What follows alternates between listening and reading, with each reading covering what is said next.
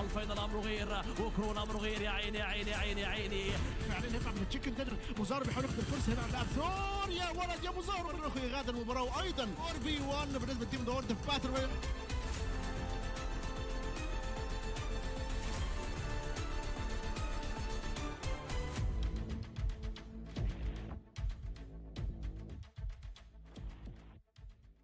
What's up, guys? Welcome. We're getting ready to hop into Erangel Day, aka day number 4, right here in our second phase for the PMPL Africa Fall 2023 split.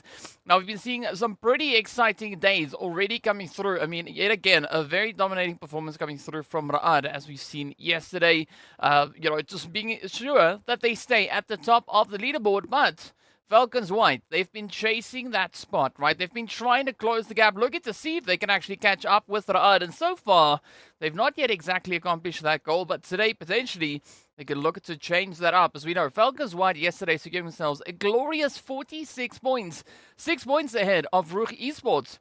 So this pressure is going to continue as we are going to be stepping into Erangel Day to see exactly how our teams are going to be looking to perform. And of course, who's going to be the one to walk away at the top of the leaderboard? Will we see RUKH maintaining the lead, or could we potentially have a bit of an upset to come through? Of course, now we are going to hop into our format here as well.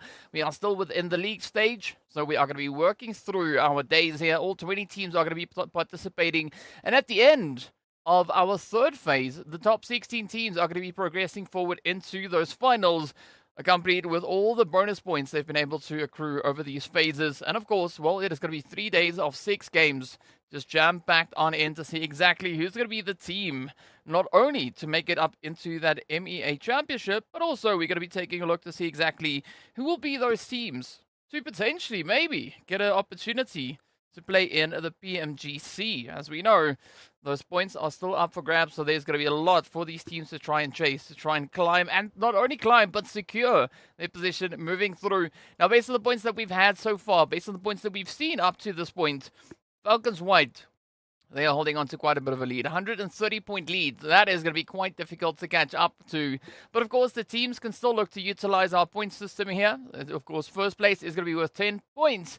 And trickling all the way down to that 9th to 16th position, which is worth, unfortunately, no placement points, but they can still make up for that with regards to the eliminations. And we've been seeing some pretty heavy elims come through. I mean, if you recall, yesterday we did see a 12 elimination day come in from one of our particular teams. And of course, doing so with, unfortunately, not a single placement point in sight. But that is not going to be a big upset to come through, as the teams will still be awarded their bonus points at the end of the day. So there's a lot of opportunity for that to come through. And of course, the team that I was referencing there was, of course, the players coming through from 77k, in which they got themselves 12 eliminations over on Miramar. And they still managed to find themselves at the top of the leader. Well, second place for match number 4 just yesterday. But yep, tomorrow we are going to be dishing out all these bonus points. The first place going to be awarded 20, and well, 20th position going to be awarded 1, and everything else in between. Now that is going to be tallied on top of the points that the teams have already been able to secure in that first phase. So there is going to be quite a bit of a push to see exactly who's going to be sitting at the top of the log. Now, FALCONS White already coming through with their 20 points, as we've seen, right? They ended at the top of the phase last week. Now, who's going to be the one to claim that top spot, right? Are they going to try and play that yet again? Who knows? Only one way to find out. We've got to see exactly what these teams are going to be bringing through. But of course, then taking a look here at our prize pool distribution, it is going to be the players playing for their share, at least moving through into the finals. Everyone in the league stage getting exactly the same amount of share of that prize pool. But it's in the finals where they get to add even more to tally, anywhere from $5,500 all the way to $500. And that all forms part of the $60,000 that we have up for grabs. Of course, MVP, as well as the most winner chicken that is also going to be worth an additional $1,000 here as well. So many prizes to play for. And of course, we got the MEA Championship positions. We've got the PMGC slots that are going to come through. So much for these teams to try and crank out of here. And of course, well, we are seeing the teams working exceptionally hard out on the battlefield, really bringing their best to the field here. So today, going to be no difference, except for the fact that we are going to be heading into the lovely Erangel Day. So we are going to be having 3 Erangels come through today, of course, with only 1 Miramar and 1 Sanhok that is going to be played as well. Tomorrow we'll be back to normal, back to balance, 2 Erangels, 2 Miramars, that 1 Sanhok, but we have the addition of a lovely bit of Livik spice coming through as well. So excited to see what they are going to be bringing in. And of course now, one of our last few looks at what our teams are for this phase. Of course, moving into phase 3, this is all going to change up yet again. But for now, this is Group A all the way on the left-hand side as we progress towards Group E over on the right-hand side. Right, so Black Hand, Special Esports, 77k, and the Vampires, they are going to be sitting out for our first match of the day. But after that, from match 2 to match 5, they are going to be playing across the board. Group A, they are going to be playing from the first match all the way up until the 4th one, after which they'll be done for the day. So quite a lot to look forward to see exactly how these teams are going to be looking to find that momentum. So both teams in Group A and Group E will have the opportunity to play a minimum of 2 Erangels. Of course, the participants then from Group A, they are going to be playing, I believe, at least all 3 Erangels. So there is going to be a great opportunity now for FALCONS White and RUKH to try and really not only duke it out for the top of the board, but also to continue to try and add on those additional points, right? To try and solidify their positioning with regards to that leaderboard. Now, looking at a team like RUKH Esports, I mean, they are currently trailing by 36 points on the overall standings. So again, another opportunity for them to try and close these gaps up. Yesterday, we also did see Clear Vision actually jumping ahead of RUKH with regards to the overall rankings. Now, Clear Vision secured up in 3rd place, RUKH all the way down to 4th. So a nice little bit of a trade up, but there's only currently 2 points separating these 2 teams. So we could still see quite a bit of a drastic change coming through here. Now, there is a consistent jump between 1st, 2nd, and 3rd place. So between 1st and 2nd is 36. Between 2nd and 3rd place is 38 points. So there is quite a bit of a barrier, quite a bit of a gap. But as we know, these teams possess the capabilities to change all of that in one single day. Now, is that going to be the case here? It's yet to be seen. We're going to have to wait for these teams to get out onto the battlefield to show us exactly what their intentions are here today. And of course, well, as we are going to be heading into a lovely Erangel heavy day, we could be turning our focus to teams that perform exceptionally well, right? That kind of prefer Erangel over the other maps a little bit more so. Right, now, when we speak about that, RUKH Esports is going to be a team that comes to mind, of course, focused on that point as well. They've been our most dominating force with regards to Erangel, securing the highest amount of total points, 163, and also then sitting on 102 eliminations. That is pretty intense. That is nearly double the team in 2nd place's amount of eliminations. And of course, the team in 2nd for Erangel is going to be the World of Battle, sat on 59. So there is nearly 50 eliminations difference between 1st and 2nd place. But here we go with a few pictures. In case the names themselves don't make enough sense, right? We are going to be looking at, of course, the start of the day, which is going to be on Erangel. Then we head into Miramar, back for double dose of Erangel, before concluding the action here on Sanhok. So a lot of opportunities for these teams really to hone those skills, to really just crack it out, to show us just what kind of force they are going to be bringing onto this battlefield here. But quite a bit of excitement indeed. As we know, the teams have really been starting to up the ante. I mean, we've been seeing several teams just come kind of out of nowhere with the way that they've been playing these matches. I mean, we've seen the World of Battle bringing in a very similar performance to what we saw from them in the previous season, right? For the first phase, the World of Battle, they played it a little bit more reserved. Not quite sure why, though, but it's great to see them really stepping that up, bringing that extra bit of aggression to the battlefield. And so far, it's been paying off. I mean, as I mentioned already, they are our 2nd best performing team when it comes to Erangel, sitting with also 3 winner and chicken dinners up. Now, the only difference between them and RUKH Esports is just the consistency that RUKH Esports has been bringing through, especially when they step out onto Erangel. They are sitting with 61 placement points, as well as 102 eliminations I've already mentioned. So quite a bit to look up to. Of course, speaking about looking up to, let's look up at these leaderboards. RUKH now still locked into pole position. FALCONS White still holding a steady position right behind them. Of course, 16-point difference between that. And then, of course, RUKH Esports also 16 points away from FALCONS White. So quite a bit of contention, especially up to that for that top 3 slot. But as we then have Virtual Gaming and Clear Vision locked into that 4th and 3rd place. Again, not a lot of points separating these teams.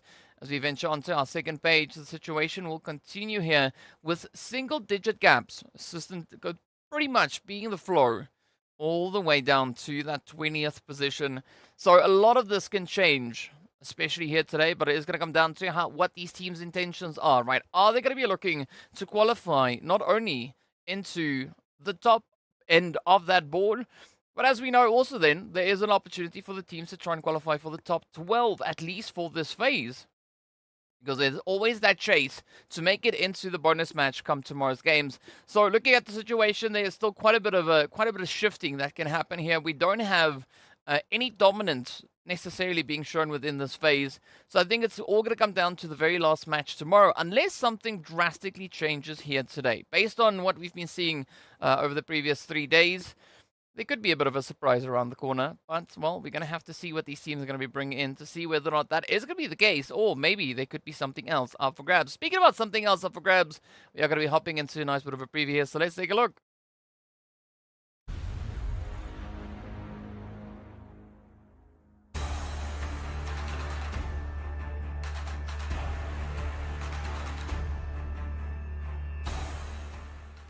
In many esport teams, we say teams that represent the country. So you're representing Kazakhstan. Do you think it makes the team stronger if you're from the same country? 4 players from Kazakhstan. Это большая ответственность представлять свою страну. И также нам комфортно играть в команде, где у нас находятся все одной национальности, потому что у нас есть схожий менталитет, культура, и как бы общение между собой у нас легче проходит. Based on your own experience, what advice would you give to beginners or newly formed teams in esports? Новичкам я хочу пожелать только удачи и никогда не сдаваться. Если вы ставите перед собой цель достичь мирового уровня, идите к ней. И неважно, там, хейтят вас, не знаю, пытаются вам как-то помешать играть лучше. Просто старайтесь избегать этих моментов, не обращайте на это внимания, фокусируйтесь только на себе и на своей игре, и тогда вы добьетесь того, чего вы хотите. How have you experienced the fan audience when you was here in Gamers 8 and PMWI? Would you like to say anything to them? Дорогие фанаты, благодарим вас за вашу поддержку и ждем такой же поддержки от вас в предстоящих турнирах. Всем рахмет, Аллах, FALCONS.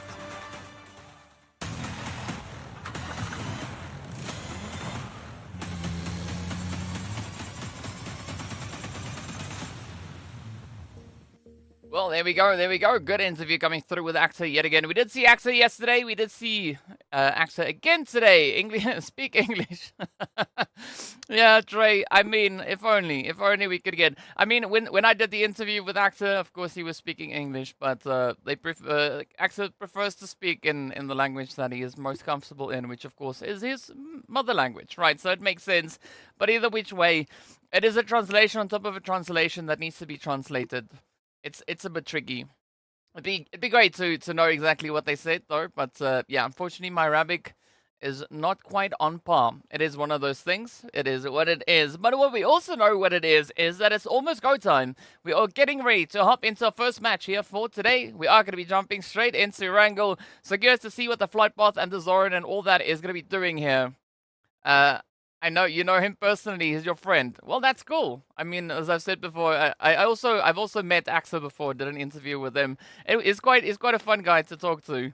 But yeah, I mean, it would have been great to have that happen in English. But either which way, it's almost that time, right? So, if you got any predictions, any thoughts, what you'd love to share with regards to what you think could be the turnout here for today, let me know in the chat. In the meanwhile, just a reminder that Group E, they're not going to be playing this first match, so that is 77k.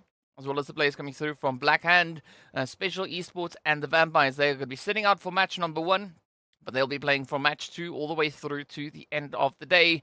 And of course, Group A, they are going to be playing this first match, but they are going to be ending their day in match 4. So quite a bit to look forward to, as we saw. Match 1, 3, and 4, that is going to be our Erangels. Match number 2, of course, we are going to be heading into a little bit of that Miramar action before closing the day off with the lovely, luscious jungle. So yesterday, we started the day on Sanhok. Today, we're going to be ending the day on Sanhok. So a nice bit of a change-up coming through here. But yeah, be sure to share your thoughts. Let me know, what do you think the outcome of our very first Erangel is going to be? Now, as we've seen, as I've spoken and touched on a little bit already, we have seen RUKH Esports being quite a bit of a force when it comes to the map of Erangel. Previously, Falcons White, they were also quite a bit of a menace on this map, but surprisingly, we've not yet seen them secure even a winner-winner chicken dinner.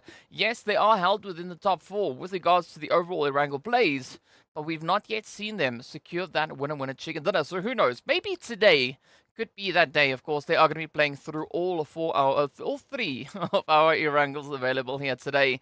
So at least maybe one of them should be going to the side of Falcons White. At least that's what I'm thinking. That's what I'm expecting to see. Whether you agree, whether you don't disagree, let me know in the chat indeed. But yes, the plane is now starting to just warm itself up. So we are going to be slowly creeping our way closer and closer to see what that is going to be bringing through. Now, already based on the performance that we've had, right, we are going to be taking a look back at Phase 1 to get a bit of an idea as to what we could be expecting to see here. I mean, we could also take a look back at the previous season to get a bit of an idea as to what we could be expecting from our teams. But again, the more relevant information, of course, is going to come through from what we've seen already in this phase. Now, previously, the previous day 4, game number 1, we did see the players there from Wave Esports actually step up, claim that winner chicken dinner. They did so with 12 eliminations up.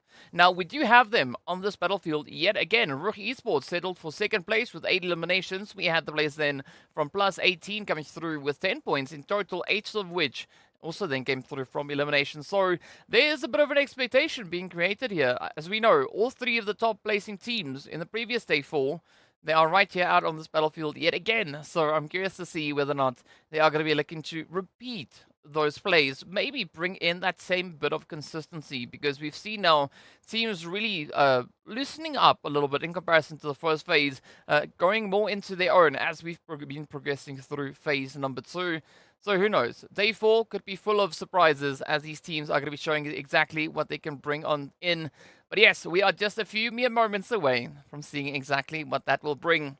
In the meanwhile, be sure to share your thoughts, right? Let me know, who do you think is going to be the team to clutch out here? Who's going to be the team to pick up this winner chicken dinner? And of course, well, be sure to tell me by how many eliminations do you think they are going to be ending with, right? Do you think it's going to be 12, going to be 8, going to be 16, going to be all of them? Because in reality, there are, well, let's say if the rest of the team stays alive, the maximum we could potentially see, which I don't think we'll ever see it, but the max is 60 eliminations. That is the absolute max that one team can walk away with here. That, of course, now given that they take down every single other player out on the battlefield. Now, realistically speaking, I don't think that's going to happen, right? We've not even seen a team come close to 40 eliminations in a game. So, yeah, that is, just one of those what-if moments. But let me be sure to tell me exactly what you think the performance is going to be here. If you don't want to make any of those predictions, you can tell me anything that you want with regards to our first match of the day. So we are going to be taking a look at that flight path and zone very, very soon to see exactly where our teams are going to be going, what they will have to work with, and of course, well, just how kind or brutal this first match is going to be to them. Now, usually coming into the first match of the day, I think also is a good opportunity for the teams to let a little bit of that steam off, right? To come in, just come to the battlefield a lot more aggressively, maybe catch a few of the opposing teams off guard. So we could maybe have a little bit of that hot drop action come through. We could have a few teams potentially looking to get quite cheeky in the early stage of this game. Of course, well, we'll find out exactly what the answer to that is as we get into the action to see what these teams are going to be bringing on through. So that's all we need to do, right? We need to hop in, we need to skip right into the action to see what that flight path and zone is going to be bringing in. And we'll do that shortly. We're just going to be waiting on Denver and Blanca to finish up their discussion over on that end while we wait for the map to get prepped and ready to go. But they look to be having a very serious discussion here. Look at them, so focused, right? They're getting ready for whatever could be coming on next. So, well, let's hope it is going to be, of course, jumping straight into the action. And that is, indeed, exactly what we're going to be doing. So let's take a look here as we wait to see where that flight path is going to be going. It starts over on towards that southeastern side. Seems to be a nice, decent spread here. Ooh, all the way up on towards North George.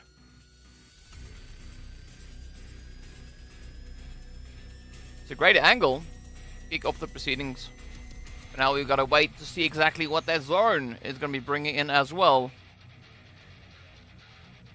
If you have any thoughts, any predictions as to what it could be, let me know. In the meanwhile, you see Castle Black, they are going to be pushing straight into Nova Repnoya. Jack Digger, they are going to be pushing straight into the Millie base.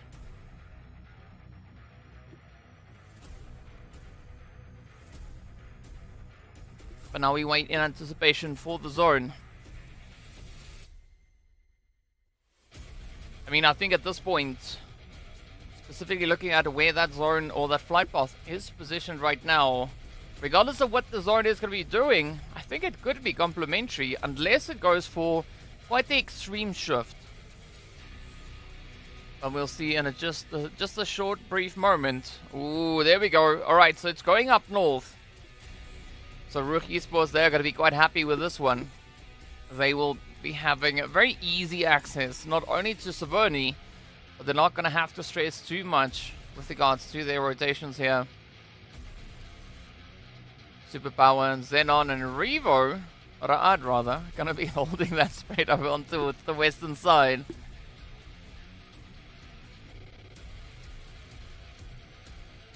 But I think the team that are going to be watching for this match is, however, going to be the players coming through then from the Falcons, as they are yet to secure themselves that winner chicken dinner.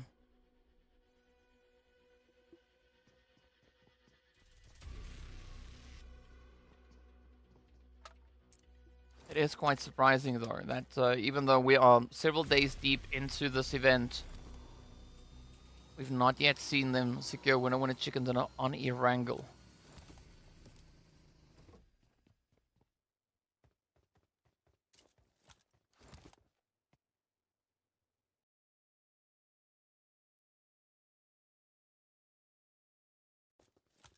Alright, so the World of Battle, they are going to be starting things off over in RUKH. RUKH now currently smack dab center zone. So this is going to be a good point for them to play on. And the World of Battle also going to be one of our top performing teams when it comes to Erangel. So I'm curious to see what their approach here for the day will be. They do find themselves in Group A, so they are going to be playing all three of our Erangels. Could be a great opportunity to just secure themselves even more additional points. In the meanwhile, RUKH Esports, our other goats, secured all the way up towards that far northern side. Coming through with an average of 5.75. I would assume that has been for this phase because they are sitting on 104, as I've mentioned already.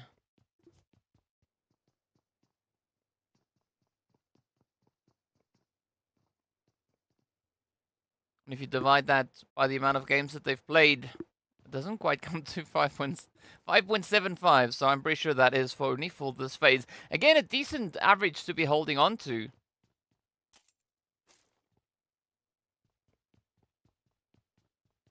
Let's see how they are going to be looking to play it out. Falcons now keeping it nice and quiet. Very close to the edge of that zone. XENON kind of split between the zone. We can see Senke and Gary Boy just on the outskirts, with Marshall and Lazy Boy just positioned on the inside.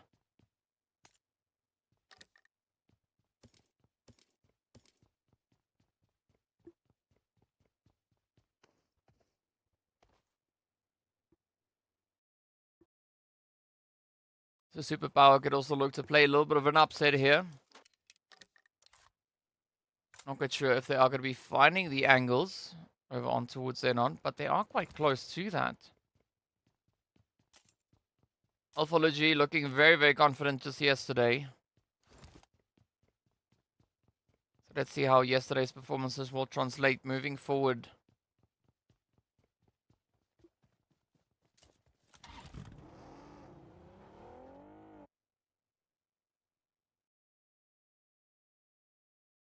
As we know, XENON yesterday got themselves that first winner chicken dinner over on Erangel, coming through with 9 eliminations, and then it was followed up by Superpower, doing so also with 9 eliminations. So they've created a bit of an expectation, a bit of a standard based on the past 2 Erangels that we've seen come through. Both those teams, of course, present on this current map.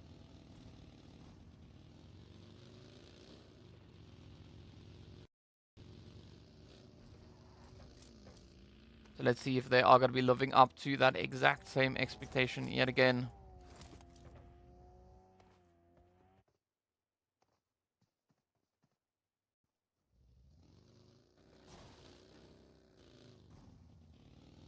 A lot of slow and steady repositioning coming through here as the teams are going to be looking to trickle their way up in towards the zone.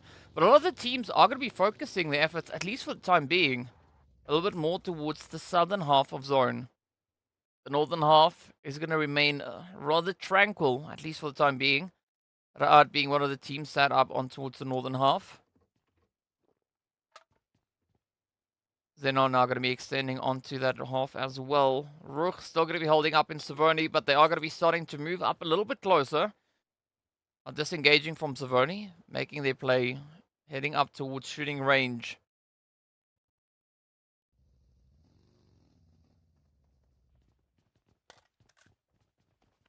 Then as we take a look here at Arab Golden, we can find them on the eastern half of center zone. Good spot to be holding on to. We do sometimes see a little bit of contention coming through, not only for the compounds that Arab Golden find themselves in, but also this exact position that GREEDYFORKILLS now find themselves in. It's a good preemptive setup coming through here, but unfortunately we're not going to have major influx of teams necessarily looking to push in this exact direction. So they're just going to have to try and settle the position between the two of them while we await the rotations of the rest of the lobby to come through. Ooh. Timon already taking a little bit of that damage. Mason also getting met with a bit of a spray. Esports, they might be heading into this exact direction as they are now going to be looking to claim the top of the hill. Right behind the engagement we were just looking at.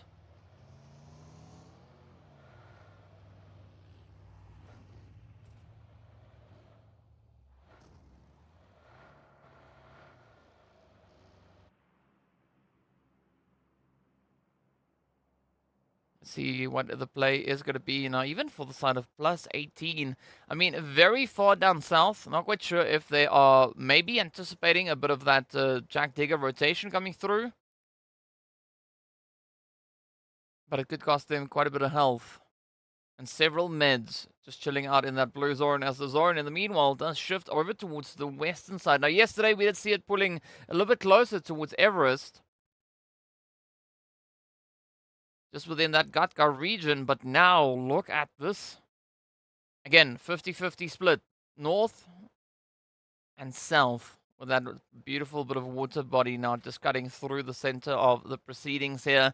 Rozhok does seem to be quite a bit of a focal point. You have several teams already positioned within this region of the world of battle. They are going to be focusing their efforts over on towards the sunken city. It's already occupied by the side of Wave, so it's going to pose quite a bit of a challenge now for the world of battle to get safe access and safe entry, as already 2 of their players have been taken on down. That is going to be Hazem. Arthur could be the next one to fall. And not only do they have Wave to worry about, but the sheer number of teams now moving in. You can see Greedy also just hanging on the edge.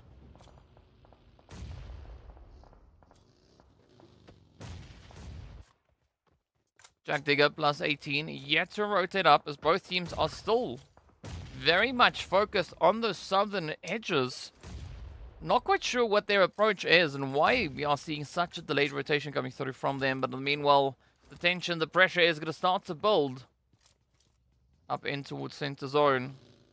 FALCONS also not taking their plunge as they come through from that southern edge. Wave looking for a quick reposition. Virtual Gaming Squad, they're going to be looking to lock down the ruins, as Lazy Boy is now perched on high. Great little bit of vantage point. But XENON actually coming into the ruins with a very decent spread though. They are going to be taking a little bit more of a solo approach here.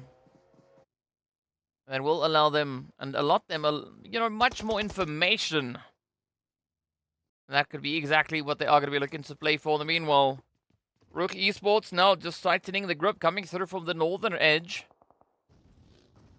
They have found themselves a little bit of an opportunity here onto Arab Golden.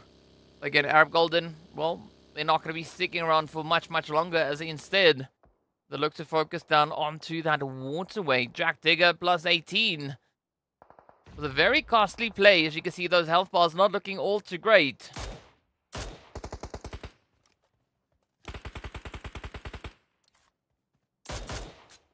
But again, maybe they know something that we don't quite know. All I know is that the blue zone is going to start ramping up that damage, as we are going to be looking at our next zone shift.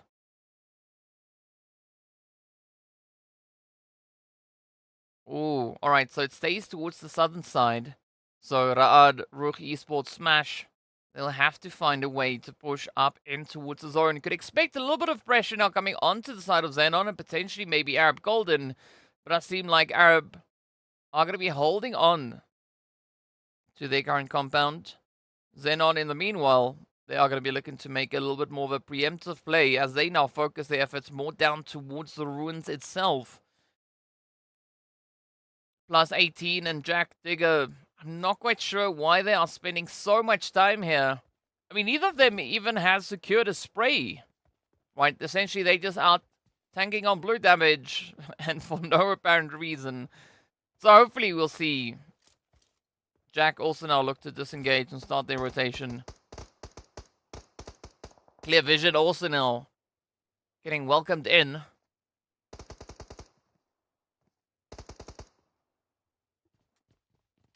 As Arab Golden lock in a decent position across the way. A position which maybe could cost them a little bit, depending on how this next phase is going to be shifting. As we do know, the blue is going to be closing up. And we'll find our next zone shift very soon.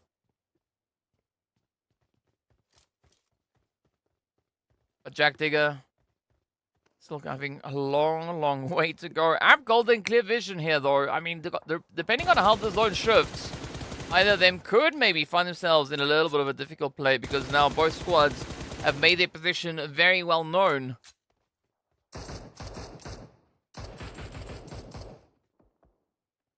So +18, they've taken the plunge. They've rotated up, but they've rotated in behind the side of Falcons. Now it's going to be Mason. Ooh. Finding the head up into focus. So clear vision now down to a 2-piece. Great reach coming through here. On the side of Arab Golden.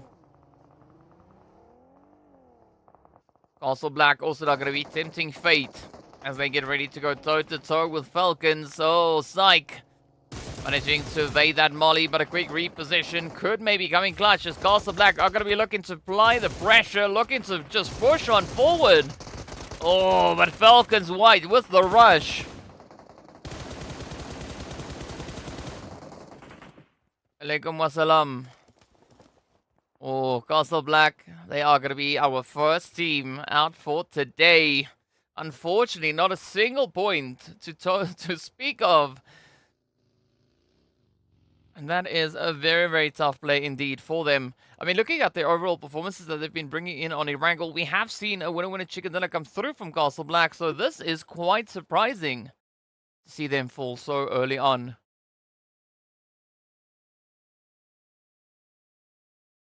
Nice shift there, centering up on ruins. So you can expect quite a bit of congestion to come through here as the teams from the north and the west are going to be looking to drive on in. Jack Digger, they've been able to make it up successfully. They are a player down. I'm not quite sure if that is going to be impacting their overall performance whatsoever.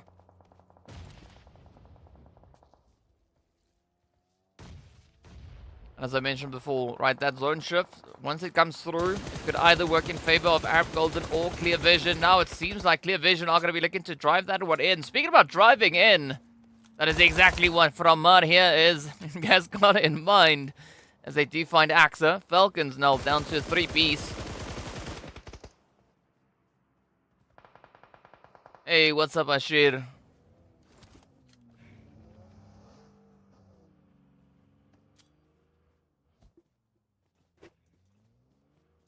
Alright, so Jack Digger, even though they had such a delayed rotation, making it up into wood zone, they're still going to be looking to find their way through as +18 yet again looks to apply the pressure. And that, of course, is how Jack Digger lost their first player. Ooh, XENON coming through with a cheeky push. But that could cost them quite dearly. As it is going to be a nice, big, easy moving target to try and hit. But now all the noise being made here between +18 and Jack Digger is going to draw the focus and attention from the Falcons.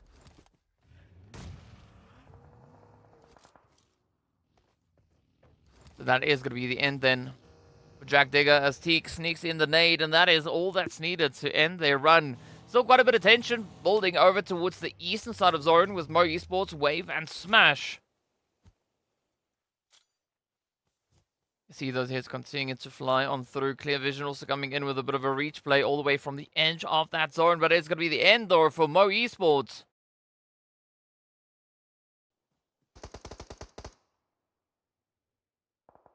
Now Falcons still have quite a bit of work up ahead of them.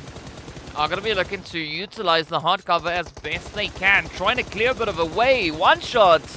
Rolling on into zone. And, well, right back into the lobby as well. A very exciting way to get taken down.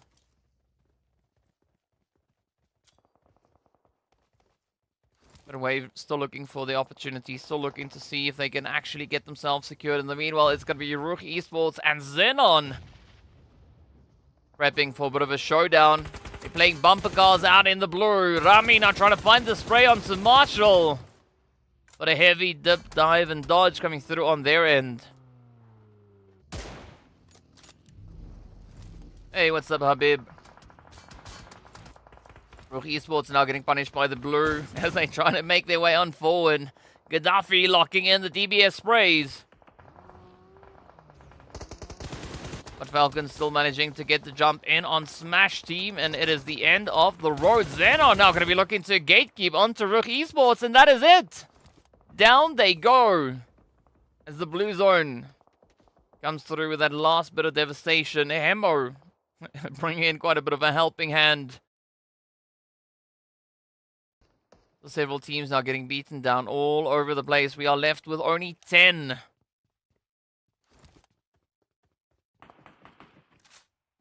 The Virtual Gaming Squad holding on to the north. Nice bit of elevation to work off of here. They got XENON just behind them. Arab Golden also just waiting in the wing. Raad still look to make quite a bit of a play.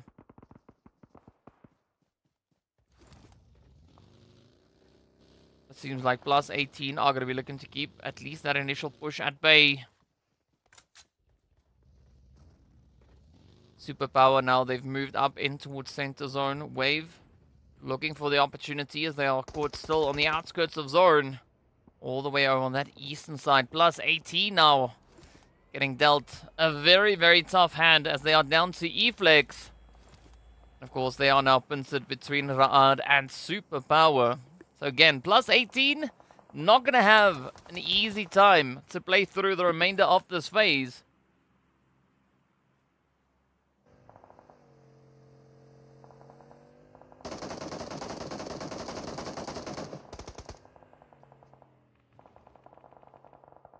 Superpower and quite a bit of an angle here. Nice bit of hard coverage. Quite a bit of leverage they can play with. But will they be able to utilize that one fully? In the meanwhile, there's going to be Virtual Gaming Squad and XENON getting ready for a bit of a showdown, a bit of a throw-off. Ooh. Fares getting met, and it is it. Our Golden reaching in. Ooh. Just before getting taken on down. +18, also then getting run over there by the side of Raad.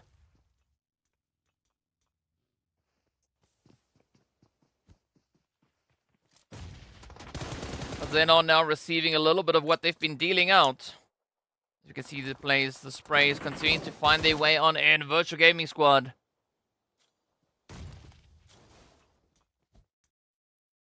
Locking in a good bit of a defensive strat here. I think Greedy could also be quite a bit of a team to watch, especially at this point. are going to be opting for that 2-2 split. Ooh, yeah, it is looking to be quite toxic now. You see Deshaun Delhop there from Greedy focusing on towards the southern edge. Meanwhile, it's going to be Wave now having to split their focus here, trying to take on Superpower and RUKH all at the same time. In the meanwhile, we do say goodbye to the players from XENON, as they will have to settle for 4 total points. Of course, 3 eliminations coming through on their end.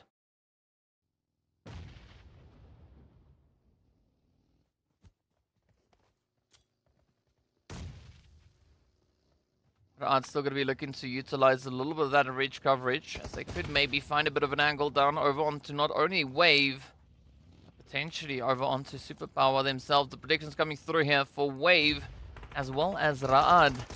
So let's see who's going to be able to hold true to the pressure. Oh, good nade. Good nade, but fortunately for RUKH, they saw that one coming and they just dodged it in the nick of time. Superpower, in the meanwhile, are going to be feeling continuation of that heat. White Boy now trying to take a bit of a flank. Moving in just to the north of RUKH.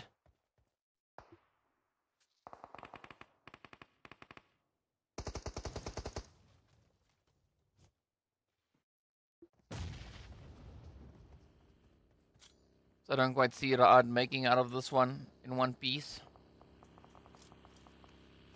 Wave going to be looking to overpower them. And of course, then the play coming through there from Superpower will be adding to that. In the meanwhile, it's going to be the World of Battle. They'll have to settle for 7th place. Wave still very, very mobile, very active on the edge. RUKH now trying to at least clear up that northern side. Because the moment White Boy gets the angle, gets the play, that could spell quite a bit of a disaster then for the RUKH team. Virtual Gaming Squad could also maybe bring in their own contribution to the action, especially focused down on towards Superpower. Ooh.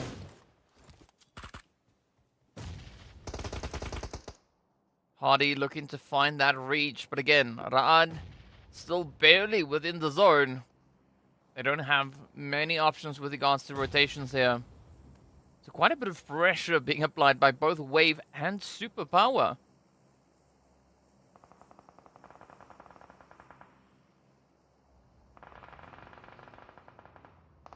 I see some more supporters coming in the chat as well. So this is where I say bienvenue. Oh! And Berlin says hasta la vista as they take down the Virtual Gaming Squad. Now comes the pressure play. Wave going to be looking to close it up on towards RUKH. RUKH not going to be backing down though without a fight as the spray continues to fly on through. Hardy does seal the fate, and that is going to be RUKH out with only 1 elimination up at least. Still managing to find themselves ranked in 1st place.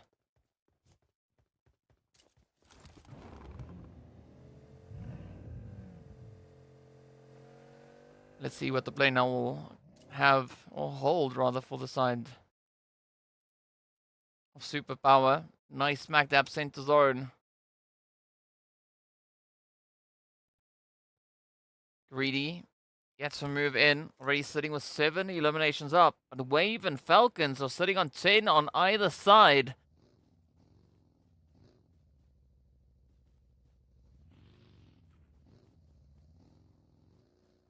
So it could go to either of them, right? Either Greedy or Wave, seeing that they've been already... Or rather, it could go to Wave or Falcons.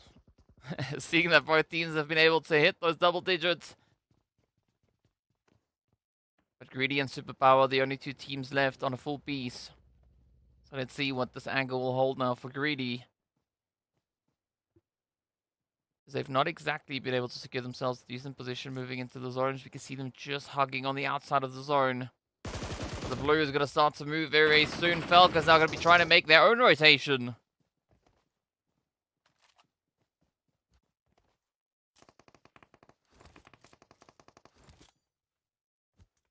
Two full squads moving into this phase could prove to be quite a bit of a challenge. But Wave, they are ready and set to go. They are not going to say no to the challenge. Instead, they are going to be looking to find their way on through. Maybe starting to climb that hilltop. This is where the position of Superpower could go a very, very long way. A lot of potential available within that hard coverage. But Greedy just showing a lot of trigger discipline, a lot of patience, a lot of self-control. They are going to be waiting for the shots to line up. Falcons now, well, they won't have that luxury as Psych is met with quite a bit of a spray here from Rex. Oh, but Zeke with a response. Does potentially bring Wave down to a 3-piece. Even though the Falcons are all the way out in the open, they are still going to be looking to pack quite a bit of a punch here. But this is now a very important play coming through here from Psych, looking to see if they can find that continuation. Can they get the jump over on Wave?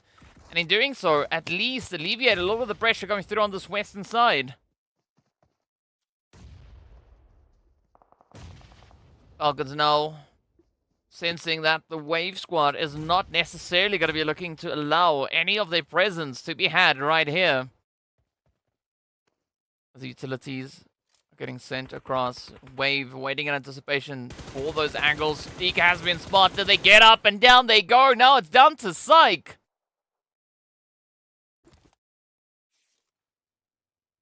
This could be Wave looking to step it up quite a bit.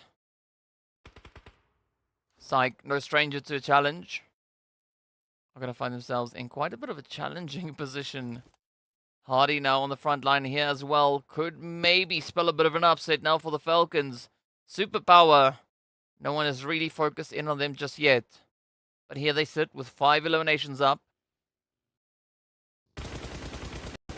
And up comes the play now. Psych trying to rush in, but unfortunately it is going to be Wave to stop them right there. Out they go, 10 eliminations. Having to settle for a 4th place finish. Again, getting so close to a potential winner chicken dinner. But Falcons, well, they will potentially, hopefully, get a bit of an opportunity later in the day. Now we are left with our final 3 teams. Now the focus gets turned down onto Superpower. Especially with Wave and Greedy looking to knock on their door. I don't see a lot of options remaining now for the side of Superpower. Sure, they do have a decent amount of players left to work with. But how are they going to contest all these ridge lines that could now be used against them? More specifically with Wave distracting them, this opens up the opportunity for a team like Greedy to come sneaking in over from that eastern side.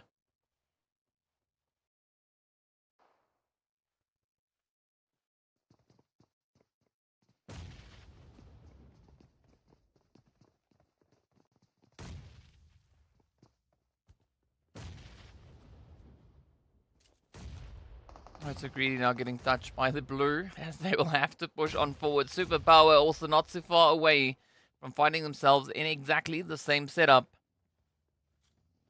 But for the time being, it is going to be a potential fight about to break out rather, between Wave and Superpower.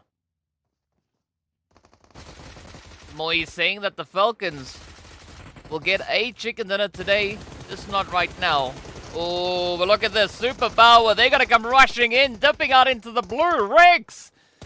And he's sitting here tanking on quite a bit of damage.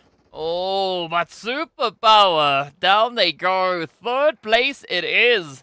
Now the fight is going to be between Greedy and a Wave. Essentially a 1v1.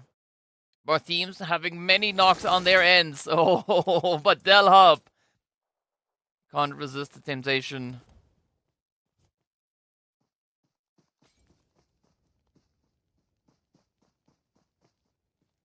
Delap coming through with that MG3. That could be the clutch, and that indeed is the clutch. As Delhop secures the finishing blow.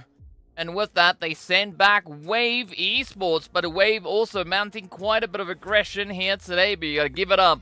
Greedy. Staying true to their name. Locking in a absolute bucket load of eliminations. Having a very, very exciting day indeed. 12 elims, 20-35 with regards to damage. A very healthy dose. A good looking chicken. So well played for Greedy. Gotta love it. Gotta love it. Staying true to their name, right?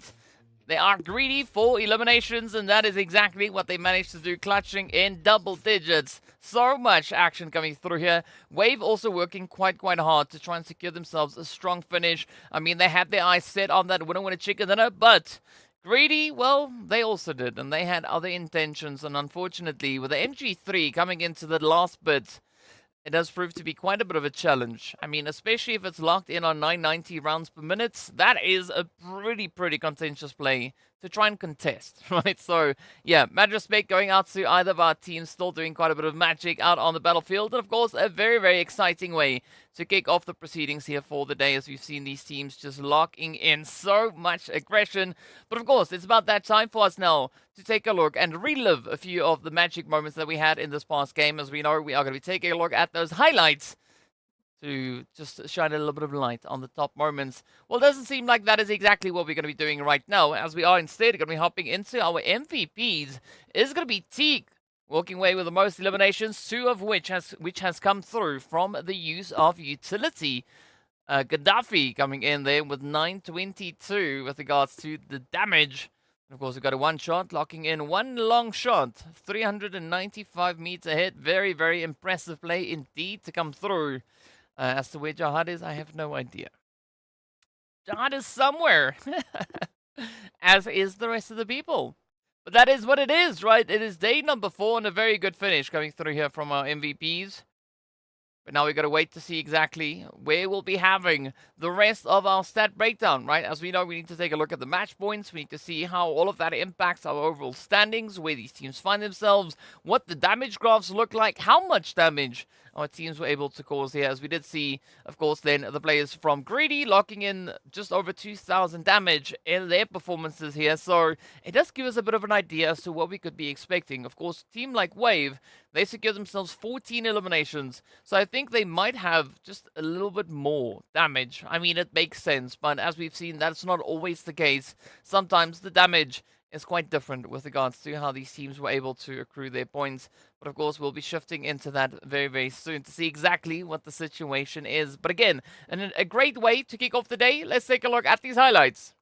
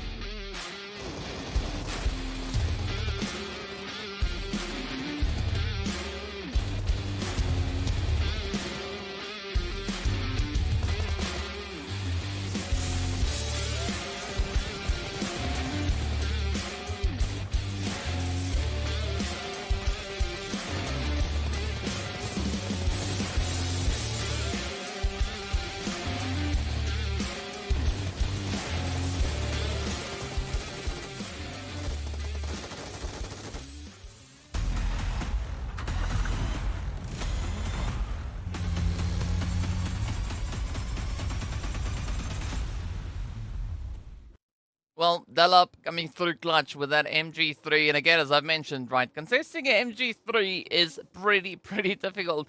We've seen that be the case over on Miramar. We've seen it now on Erangel as well. And again, MG3, just such an immense weapon to try and, well, defend against, right? Because, I mean, what do you do when there's up to 990 rounds that could be fired at you in a single minute? Of course, well, that's not necessarily what the mag allows.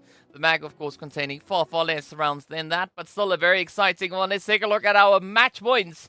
We got 22 points going over to the side there of Greedy, 20 coming through for Wave. And then, of course, Falcons and Superpower are going to be hitting those double-digit points as well. But, well, Falcons still walking away with 10 eliminations up. Ra'ad, this time around, only managing to get themselves that one elimination.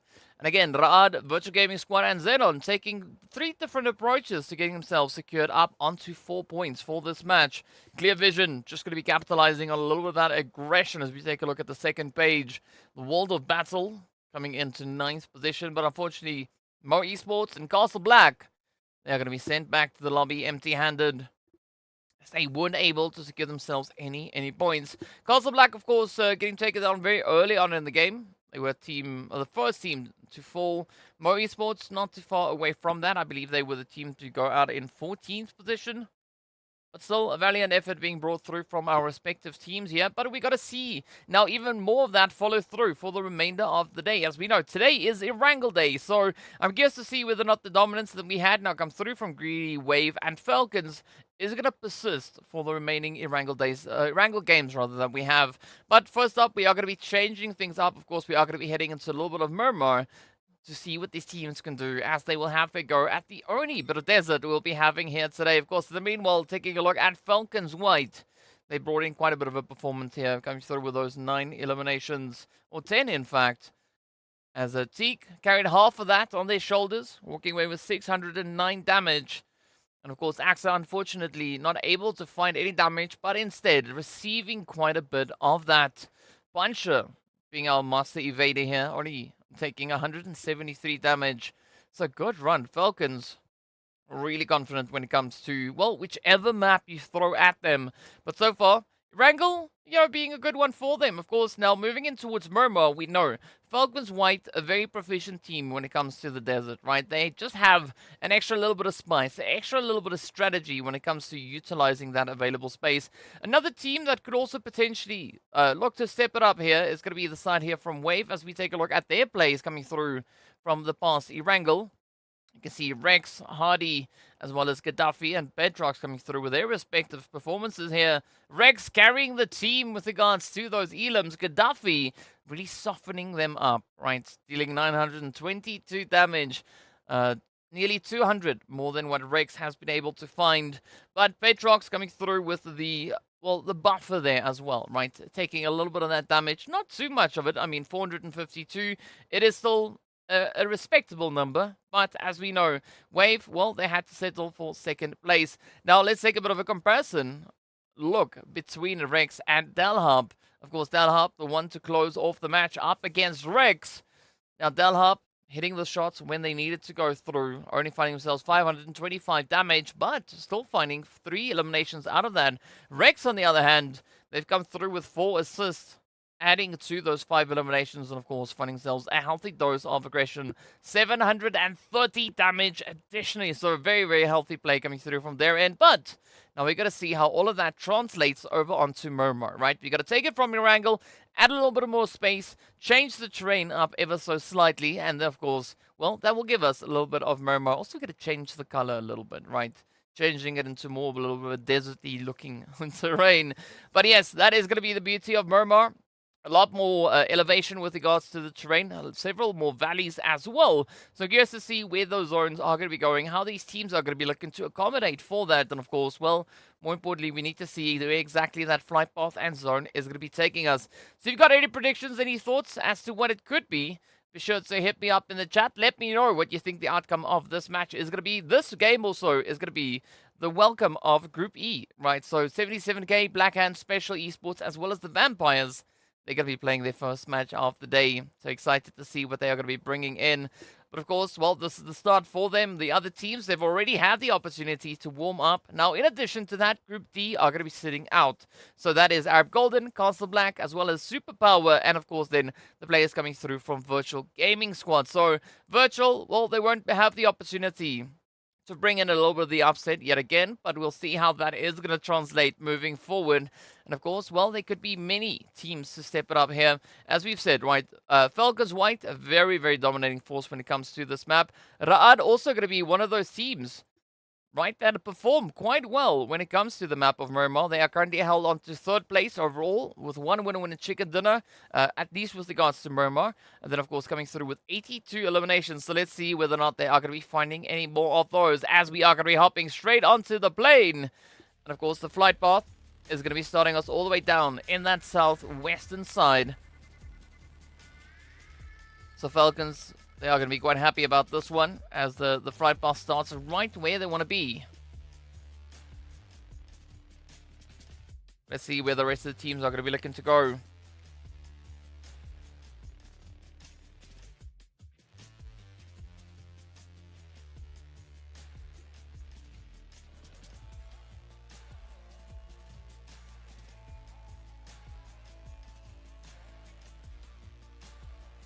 Flight path, of course, heading all the way up into Torre Ahumada. So a semi decent split, almost cutting through the center of the map. But it's going to be favoring the western position teams a little bit more than those who like to go down towards the eastern side, right? So places like Puerto, Impala, going to be a little bit more challenging to reach. But of course, nothing's going to stop a quick dip into a vehicle to get the teams allocated.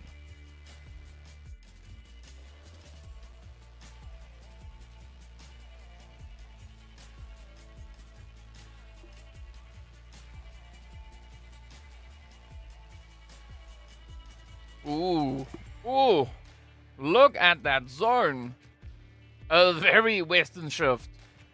I mean, essentially centering up onto El Pozo. Well, right in between El Pozo and Monte Nuevo. Now that is going to be quite a bit of a challenge, especially looking at the way these teams look to drop. But it is very complementary to the flight path. So RUKH, XENON, FALCONS, Mo, they are going to be very, very happy with this. And meanwhile, is going to be the world of battle. It could be battling for a bit of a point.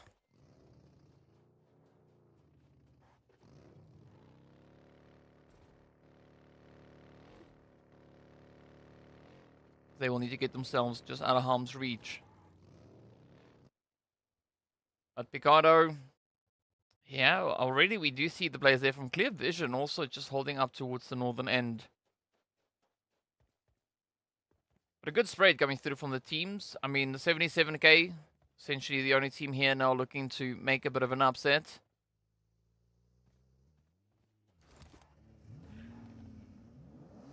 First sector also then with a shout out there for Mo Esports.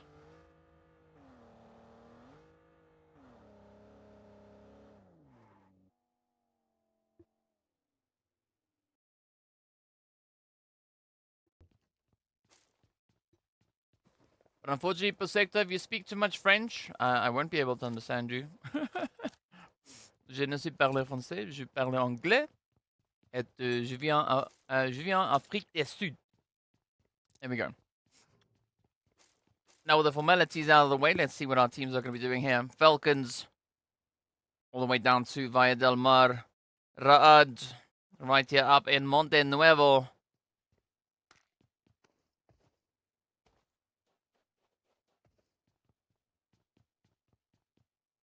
But it doesn't seem like anyone is going to look to contest him, at least not for the time being.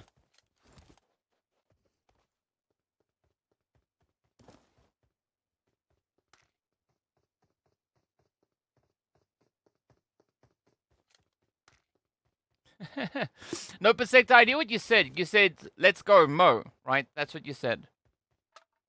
Alors, Mo. Yes. Allons. Allons, Mo. Yes. Come on, Mo. But it's fine. I mean, at least that part is French, I understand. It's when you get into like a fully constructed sentence and stuff, then yeah. Je ne comprends pas. Meanwhile, Clear Vision, they are going to be dipping onto the edges here of Monte Nuevo. Ooh. Vitor trying to climb those hills, looking for a bit of a position, looking for a bit of an angle. Meanwhile, up into San Martin, things are going to be nice and relaxed for the Vampires as they can play with a little bit of shade. Not out in the open, not as exposed. Let's see how these plays are going to turn out for them. Of course, looking at their overall Miramar performances, Vampires are doing a bad job. Right, coming through with 34 eliminations, 18 total placement points. So they find themselves sat in about, well, the middle third. Wave, on the other hand, well, they're not going to be too far away from the Vampires either. Right, they sit with just 11 more eliminations, and that's it. Exactly the same amount of placement points as the Vampires have been able to secure thus far. So let's see what is going to be coming through between the Vampires and Wave. In the meanwhile, RUKH Esports still very, very far away from that zone. Going through the lovely Cruz del Valle. doing their usual thing, getting the loot sorted. Or I guess to see what their rotation is going to be. All right, are they going to look to rotate up towards the northern side of zone? Are they maybe going to dip for a little bit more of an eastern edge? Because if they go east, they're going to have to work their way through San Martin.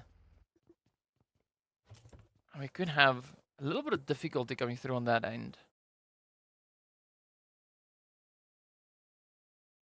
Right, special all the way down towards Los Leones. Of course, sharing the space here with Smash and +18.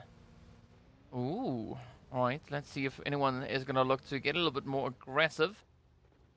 In the meanwhile, special. Going to get going while they're going is hot. They still have a great opportunity to get themselves situated. What other competitions do I commentate? Well, I do essentially all the PMPLs in the region, right? PMPL Africa, PMPL Arabia.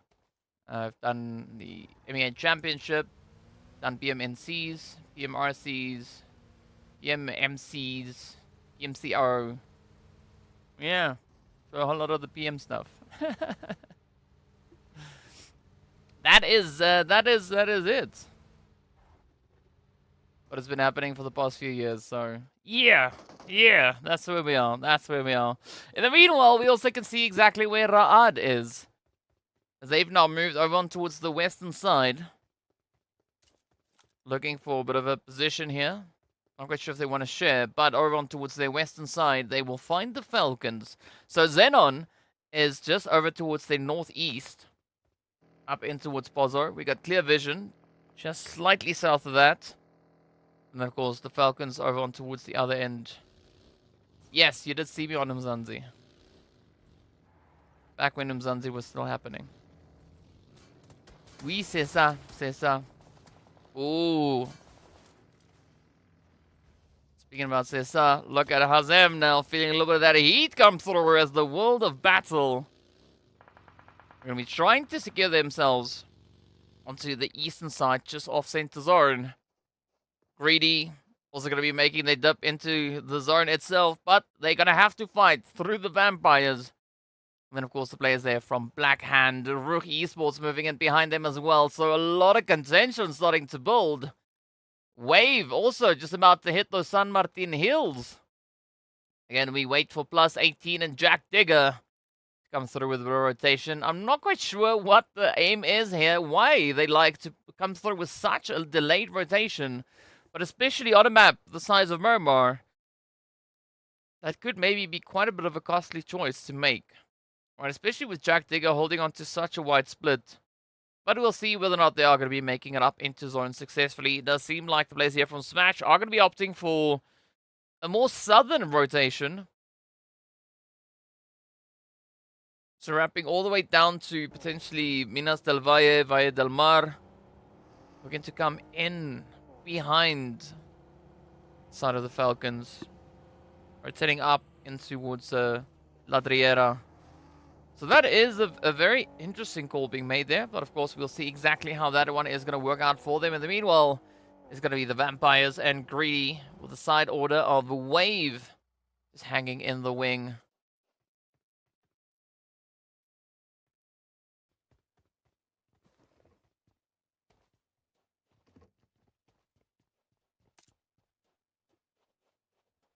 Special now with the night setup here in Monte Nuevo.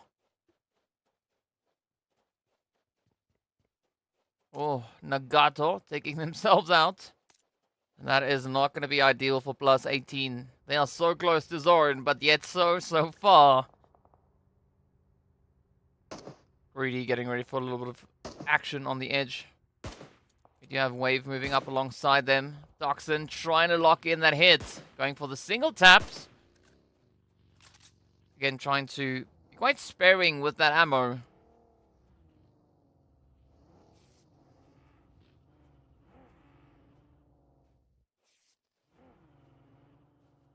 Blue zone is going to be closing in as well. The zone now essentially just predominantly focused over on towards the west.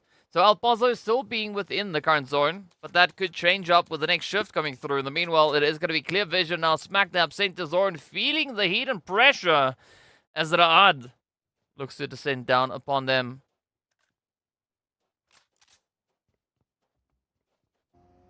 Rad also one of those formidable foes. As we know, they are currently holding on to the leaderboard. Only a 6-point lead ahead of Falcons White.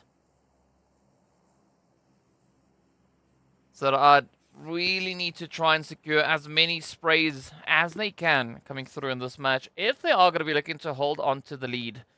But based on what we've been seeing come through from the Falcons, at least in that first match, right, the Falcons, they mean business.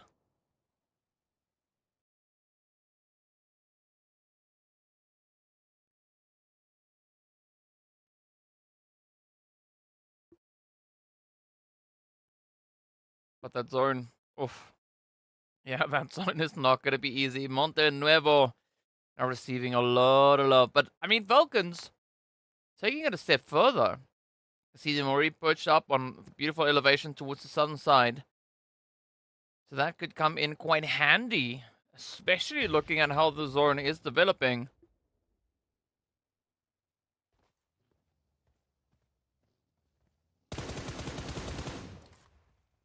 Plus 18. Ooh. Alright, they're going to be trying to take on the head. They're going to be trying to take on the vampires, rather. Head on.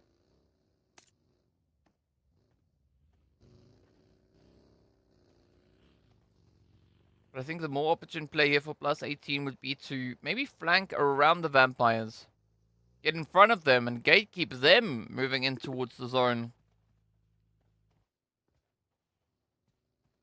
This heads-on approach might not work out all too great, especially seeing that the blue zone is closing through.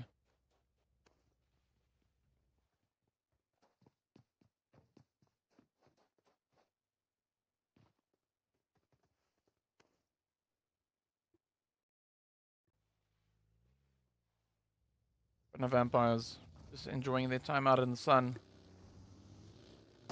Up comes plus 18. Oh, I think this is a oopsie. But let's see. Hopefully I'm wrong.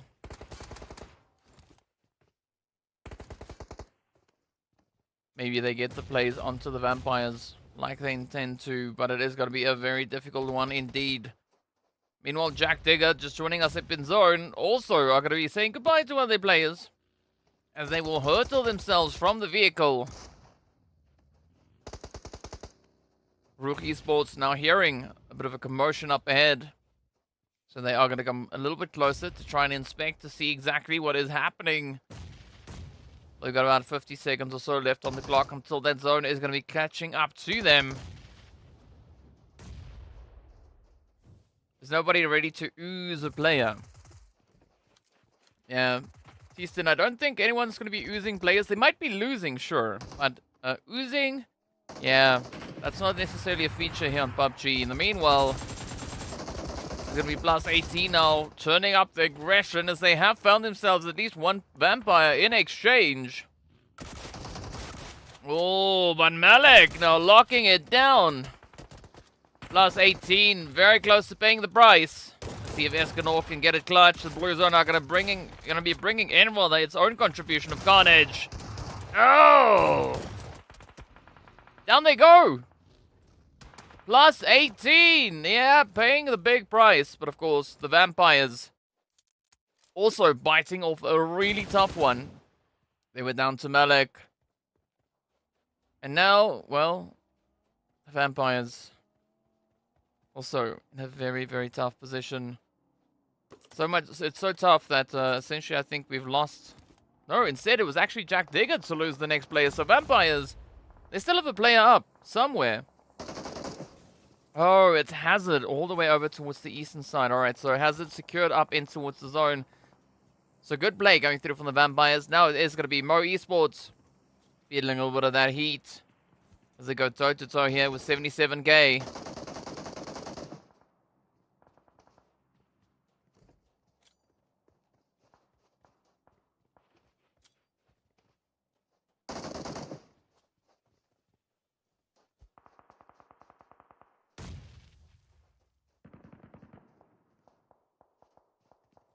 So easy. A bit of a tough spot. Pedro now trying to create a bit of a barrier here to allow for that race to come through. As you can see, Alicio now prepping it up. Trying to see if they can get themselves into the position. Ooh. 77k, I don't think that they are going to let this one slide just yet. Instead, it's going to be Morteza now repositioning, going high. But will they get the jump? Alicio going to try and pull that res off. Pedro now moving in for a bit of fortification. Up comes Thor. Cacao also going to be knocking on the door.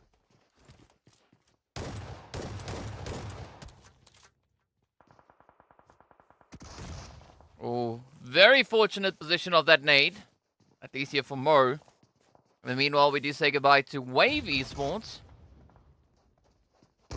Oh, shotty to the chest. That is it. Down is Thor. So 1 down, 2 more to go. We do say goodbye to RUKH as they get taken out in 13th. But this could be a clutch opportunity now for Mo Esports. They've already found themselves 2 off 77k. Elicio, Pedro, easy. But whichever way, they're going to have to be very swift about it. Seeing that we do have the players from XENON not too far away, also just waiting in the wing. And they could be looking to play a little bit of cleanup. Black Hand also going to be bumping into clear vision. Let's see how this one will go. At least here for Mo.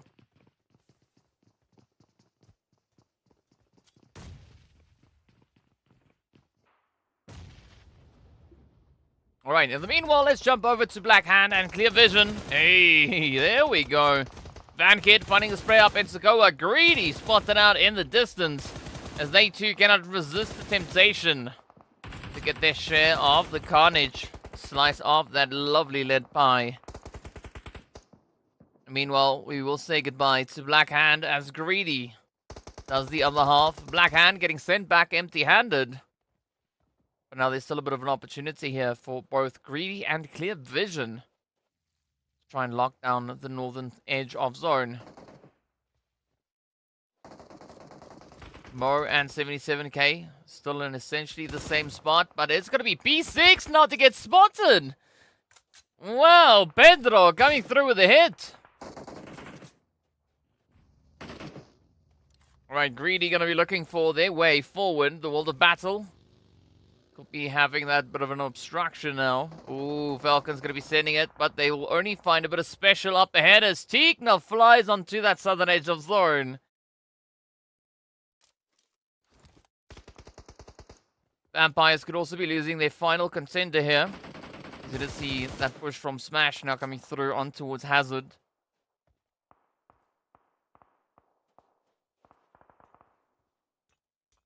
Alright, Hazard actually going to be holding up the defensive angles. Not going to let that push come through all too easily. In the meanwhile, Mo, 77k, about to receive a few visitors, as we do have XENON.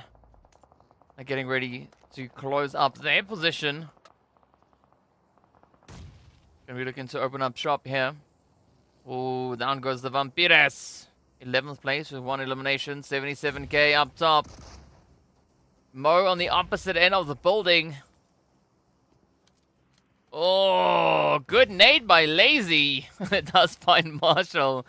A little bit of self-inflicted fire damage happening right there. But I guess it is what it is at the end of the day. Morteza also going to try and out-heal that Molly. But now it's going to be go time as XENON gets ready to push. Unfortunately for Mo, 77k is going to be taking all the punishment for them. But now it's Mo time.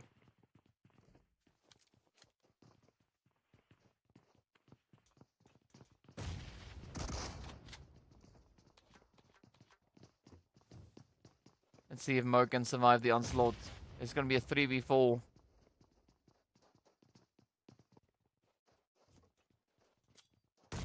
I'm rooting for Mo Esports here. They've been doing so good this match. Let's see if they can continue with that consistency. Can they hold strong? So XENON now clearing building one room at a time. And easy, just helping them along, venturing out, but a very emboldened play. Come on, Mo, you can get it. Elicio is down as well. Pedro! Not going to be the last contender left to make a difference here for Mo. Trying to get a bit of that jump shot. Marshall going to be waiting for the reload. Oh, yeah. Mark 14. That does a thing, right? Oh, unfortunate play though. Falcons also going to be saying goodbye, as they also then will get taken on down. Mo Esports going to be falling in 9th place. Clear Vision going to be falling in 7th place.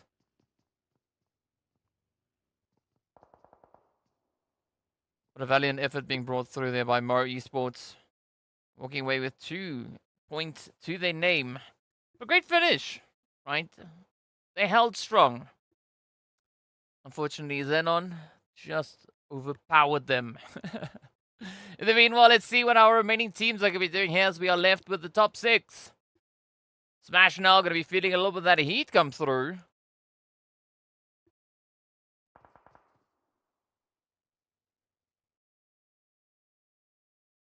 They are yet to get their footing secured, moving through in towards the zone.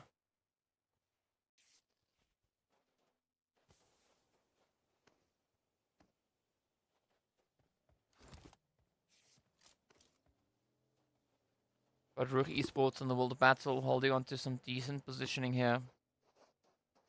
Both teams relatively well situated. But is that going to work out in their favor though? That is yet to be seen. Now it's going to be Smash. Looking to secure their foothold here. Arif, Black Lost holding on the edge. They know that they need to try and push on forward. I mean, essentially they could try and double down. Maybe fortify the angle there for Knight. But again, not the most opportune position to sit. The World of Battle holding on to some nice hard coverage. But let's see if that is still going to be within this next zone, as we are about 2 minutes away. So the blue zone closure is going to be running in slow motion. I mean, it doesn't have a very long way to go. But it is going to take its sweet old time. So this will allow for a lot to happen now between our final remaining teams here. Smash can get themselves situated. XENON can get themselves situated. In the meanwhile, it is going to be the World of Battle getting spotted out in the distance.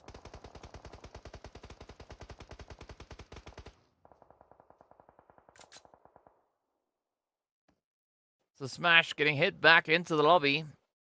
4 eliminations is what they'll have to show for this match.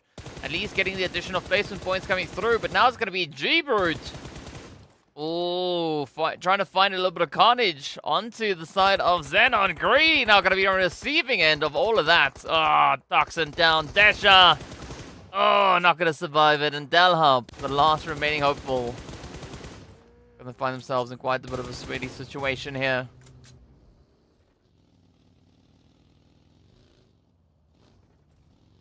Delhub this time around doesn't have that MG3. Oh. They do just crash into the side, and that is it. Good night, Greedy. No, it's back-to-back winner chicken dinner for them. As instead, they will have to settle for 7 eliminations. And of course, then taking that 5th place finish. The World of Battle now looking pretty promising here.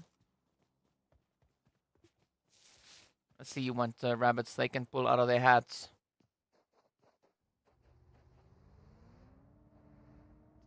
XENON starting to explore. As you can see Marshall very close to the side here of Special. Still a little bit of a risky position to hold. Right, again, not the most opportune angle, but I guess it will suffice, at least for the time being.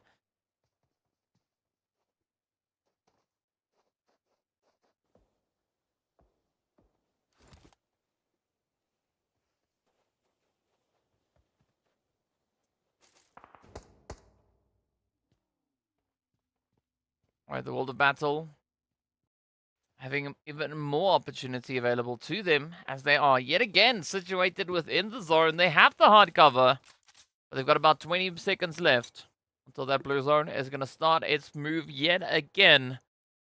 But for how long will they be able to maintain this current positioning here?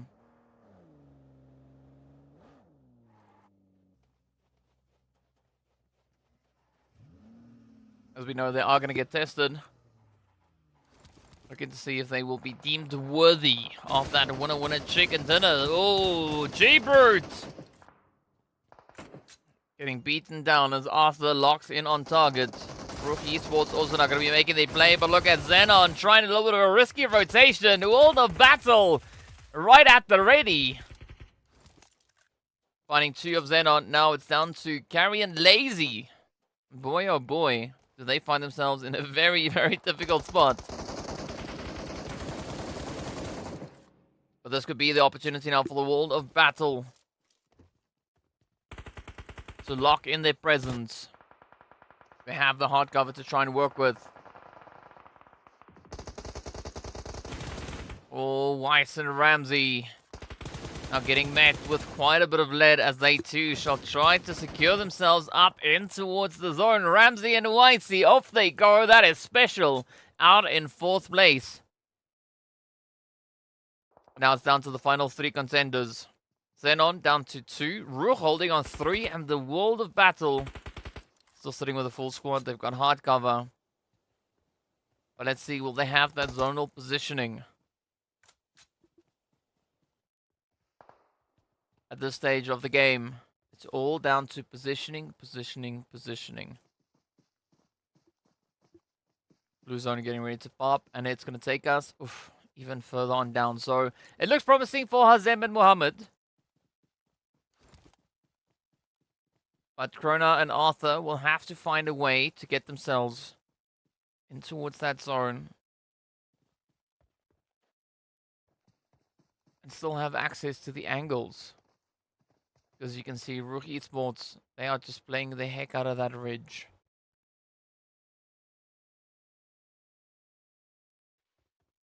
They are playing a serious game of hide and third party. So XENON also very exposed out in the open field. Already sitting with 10 eliminations up to their name. But RUKH, they're going to be patient. They know they don't have to make any major plays just yet.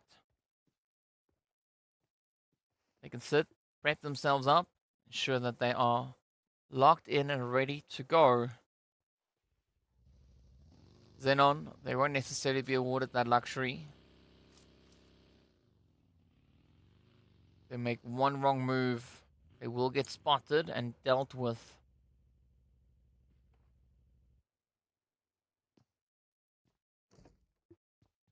But here we go. It is going to be a standoff time. Alright, the World of Battle. Now all just trying to cram themselves back in towards the zone. Krona, Arthur, still with a slight bit of a delay moving in. Arthur now going to be trying to play up on the roof. Again, looking to optimize the elevation they have available to them. But let's see what the zone shift does. Is he going to go to limbo? No, it's 9th. Alright, so there is no more zone after this. We only have 5 seconds left. And it is going to be go time. As XENON prep themselves a bit of a play here. RUKH now going to be sending out those smokes. Trying to create a bit of a pathway to get across back in towards the safety of the zone. And while at the same time staying just ahead of the pressure coming through from the blue. Now comes go. Oh, Borsche gets found. This could be the exact distraction that the World of Battle now needs to get the jump over on towards RUKH Esports.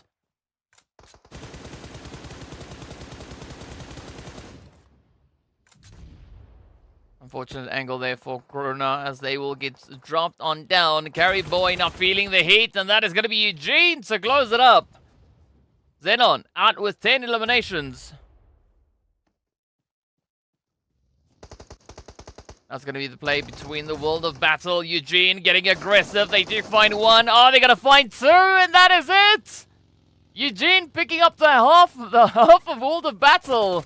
Oh, and down they go. Now there's still opportunity for Krona, or rather Mohammed, to try and clutch this one out. It's going to be a 1v everyone else, and that is it. Done and dusted. RUKH Esports claiming that winner chicken dinner. Well, doing that with quite a bit of a clutch play indeed. RUKH Esports, very, very bold, very, very cheeky. But does secure themselves the finish, and with that, everything else that goes along with that lovely winner chicken dinner. 11 eliminations out of only 1363. Very impressive play coming through there from RUKH Esports. Hashtag RUKH Nation, right? Very, very impressive performance coming through from RUKH. I mean, no surprise, really. I mean, looking at Erangel, RUKH Esports, they're quite a force, right? Looking at their performance over on Miramar, I mean, they are also quite a bit of a force to be reckoned with on this map. But we just gotta love what these teams are doing all over the place. I mean, RUKH Esports finding that momentum, even with only a 3-piece left. We did see a very bold play coming through with that buggy at the very, very end. Eugene risking it, but reaping the rewards. I mean, they did find 2 of World of Battle just in that initial push. So a very, very exciting play coming through there from RUKH Esports. A very well-deserved winner. Win a chicken dinner right there for them. But we gotta love the action that these teams are backing, and they are backing quite a bit of that heat as well. So yeah, we are either gonna be looking at the replays, or we are gonna be heading straight into our MVPs. But either which way, we are gonna be taking a bit of a breakdown, a bit of a look at what our teams have been able to do, and on our only Miramar for the day. Of course, after this, it's only Erangel and Sanhok yet to come. So we are gonna be heading into a back-to-back bit of Erangel action. So be sure to stay tuned for all of the sweaty bits that these teams can bring on through. But in the meanwhile, let's take a look at the highlights.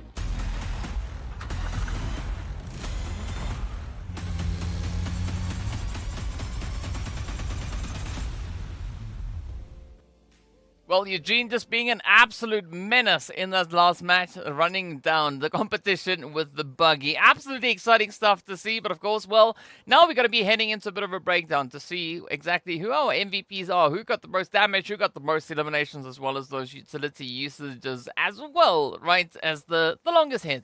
Because it's Miramar. It's a map that allows for some pretty range plays to come through. Now, in the meanwhile, we are going to be taking a look at our match points. It is going to be RUKH Esports coming through with a lovely 21 pointers, 11 eliminations alongside XENON. But those placement points working out in favor of RUKH with the winner chicken dinner. So 21 versus 16. Then, of course, we got the World of Battle and Greedy also then coming through with 7 eliminations respectively.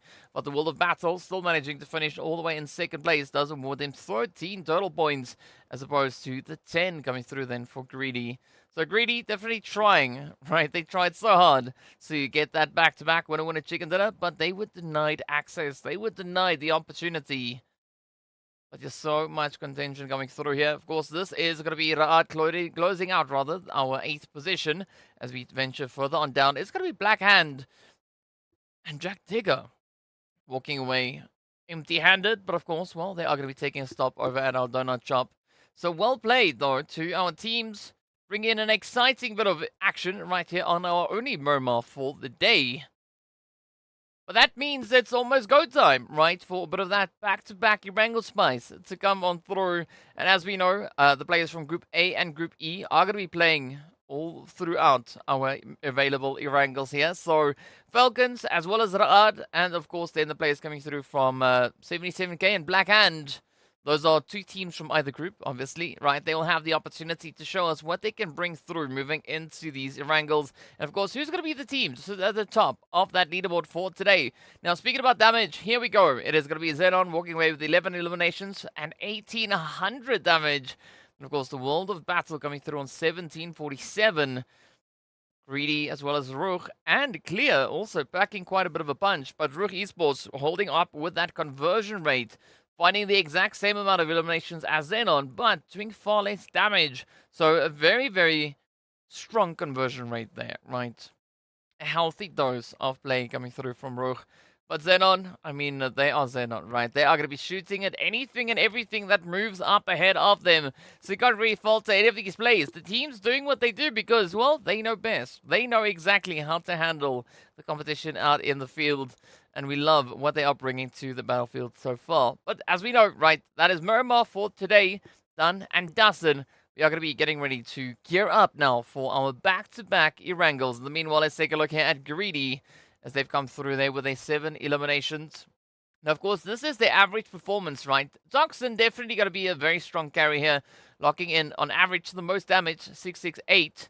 And of course, finding themselves 4 eliminations and bringing in an average of 3.5 assists. But Dalhab manages to survive a little while longer. So Dalhab is the survivor out of the squad, right? The one that manages to make it into those later stages. And then, of course, Doxson, the one that locks in all the elimination points. So a very interesting balance coming through there for the side of Greedy. And, of course, we want to see how they're going to be converting that moving into our match number 4. Now, match number 3, sorry. Now, match number 3, that is also then going to mean that the players from Group C are going to be sitting this match out. So Clear Vision, Jack Digger, +18 and XENON, they're going to be having a bit of a break. They'll be joining us back in our very last Erangel. But also then we're going to be welcoming the players from Group D back onto the battlefield, right? App Golden, Castle Black, as well as Superpower and Virtual Gaming. Now XENON coming through with their representation here. Very, very strong play there from Lazy Boy, finding the most damage, but also receiving the least. And Senke with a big, strong carry, just locking in those eliminations. So very healthy dose, indeed, coming through for the team. As you can see, they end on quite a bit of a number here. So, well, we need to see how all of that Miramar action now translates back into Erangel. So we went from Erangel to Miramar back into Erangel. So just continuously switching things around to keep these teams on their toes, to see exactly what they are going to be bringing through. Speaking about action and switches, of course, we can see Eugene and Arthur now also coming through with a comparison here. So Eugene sitting on an average of 6 eliminations, or actually finding 6 eliminations, and Arthur coming through on 3. But as we know, give Eugene a buggy, and they are going to be closing up everything as far as they go. How does the teams get qualified for this? Well, the only slot into this, as far as I understand, is going to be through the PMNC, the National Championship. But in order to get to there, you need to make your way through the PMCO. So you work through the PMCO in-game qualifiers, making it into the finals.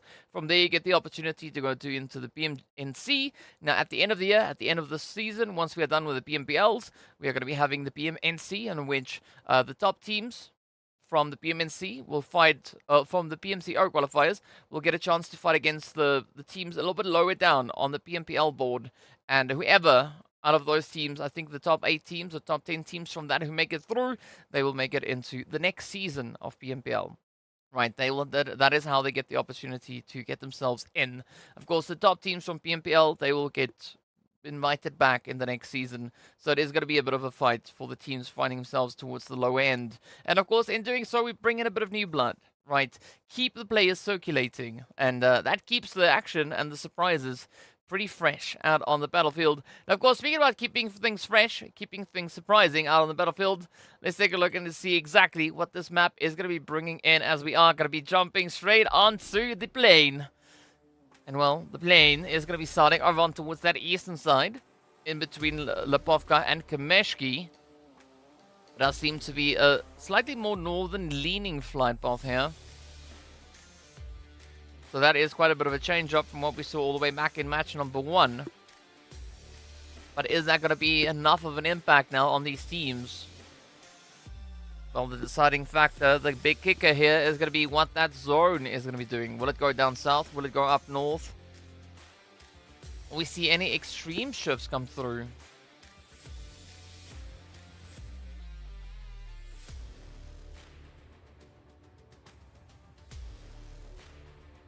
Well, Mo Esports will get another opportunity if they make it through the PMNC. So if they are able to qualify in PMNC, then they will have another opportunity, indeed.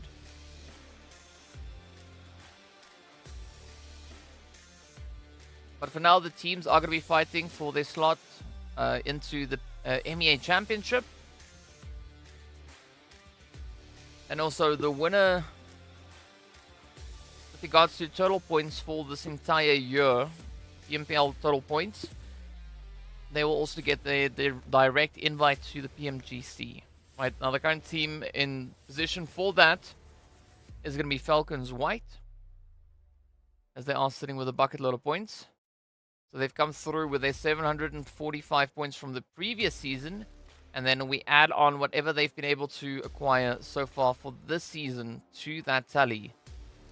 So FALCONS White currently coming into this match are sitting on 346 points.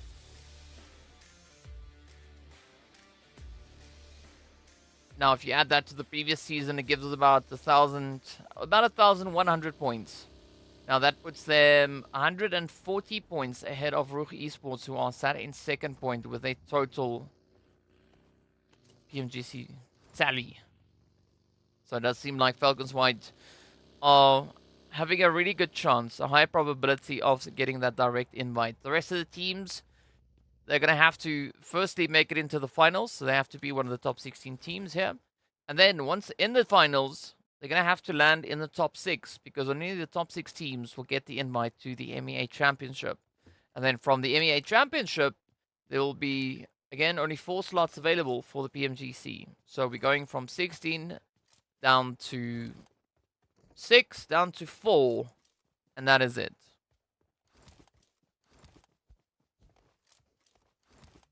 So in total, there could be 5 teams from the region to represent in PMGC.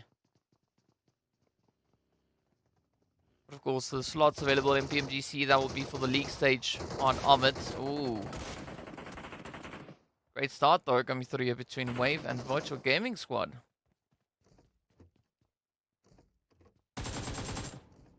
Alright, the first blood. It is in. Wave got to be the first team to lose a player as we say goodbye to Petrox.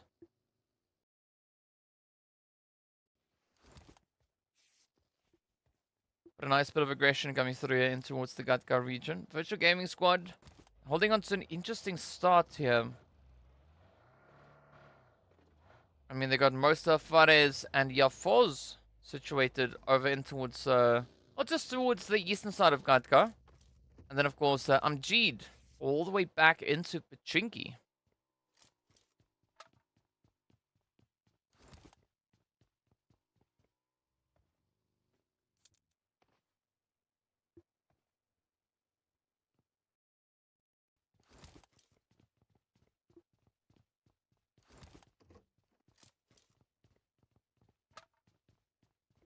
Alright, Black Hand in the usual position. Up in Yasnaya Poliana. But now we wait to see what their rotation is going to be. Are they going to go towards the northern side? Are they going to go towards center zone? I don't quite know if we are going to be seeing a southern rotation come through from them. I think most likely we'll have them either rotate towards Everest, Ruins, or towards the northern side of the waterway.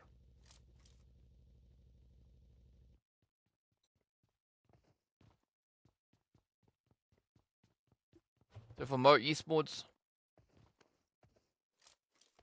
they're going to have a bit of an opportunity here. So we've got 3 minutes and a bit of change left until that next zone is going to be fully closed. So let's see how Mo are going to be looking to get themselves situated. They still have quite a bit of a journey to undertake. Meanwhile, Smash in a very similar position. But instead of being in Lubovka, they are right here up in towards Malta Power. I think Smash might potentially be looking to rotate up into Gatka, I think.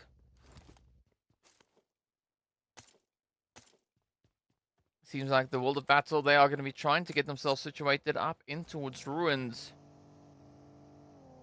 Or at least that might be the goal here. Either Ruins or the Sunken City, one of those two. The Vampires just working their way through Pachinki.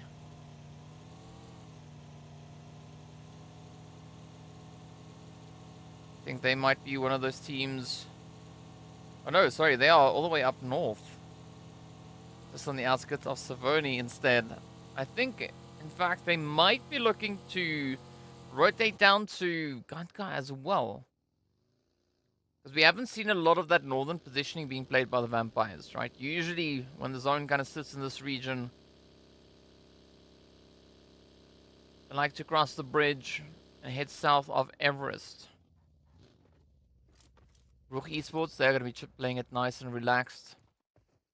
Slowly heading towards that more centered portion of the zone. But again, not an overly aggressive rotation coming through. As you can see, Rami, they don't seem to be all that phased, right? They are going to be looking to get themselves nice and looted up. And then only later on start to worry about how they are going to be looking to play these setups. Meanwhile, Greedy, they are going to be dipping straight up into the ruins themselves.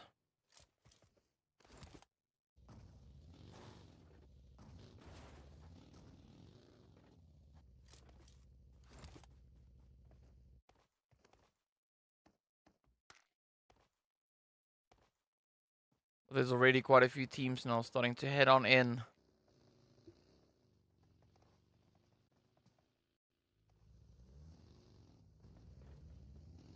Castle Black also still in a very outlying region here.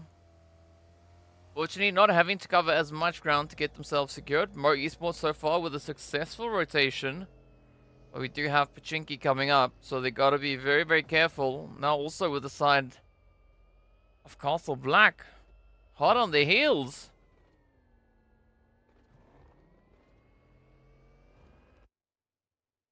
And meanwhile, it's going to be Wave now poached up in the container yard. They spotted out a bit of a play on towards Hazem and Co. As you can see, just a little bit east. So I like how these teams are moving up. Again, not full sending it, just taking small little jumps. Breaking up these rotations in little segments. Ensuring their safety before rotating upwards. Special now, they're just going to come flying in on towards Arab Golden as the zone shifts further over onto the west. Now sent it up on towards South George.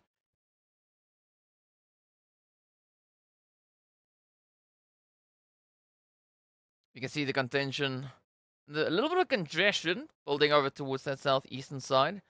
We got Virtual Gaming Squad, we got Mo Esports, Castle Black, Falcons, Smash. This is a very odd play coming through from Falcons, still just out there sucking on some blue juice, but maybe there is some method in their madness. What's up, Fardin? Now going to be focusing the efforts in on the side of Smash. Oh, Aksha is down again. Yeah, this is not customary for Falcons White. Maybe they're trying a little bit of something different. I mean, we already are a few phases deep, so... Always a late rotation. Always on late rotation. Jason, who are you talking about? Which team? Because there's still 16 of them alive. Superpower now feeling a little bit of that heat up in center zone. They're going to have to face off against RUKH Esports Special. Falcons, Vampires. Pick a team. They're all right there. Up in towards center zone. Falcons. Yeah. There we go. Well. Yeah. I'm not quite sure if I approve of the strat because this is very, very odd. Right. With Teak and Psych now. I mean, they could just as well hop in the vehicles, rotate back into zone, and then play from there. Right, this doesn't make all too much sense, but in the meanwhile, we do say goodbye to Wave, as they will be our first team out.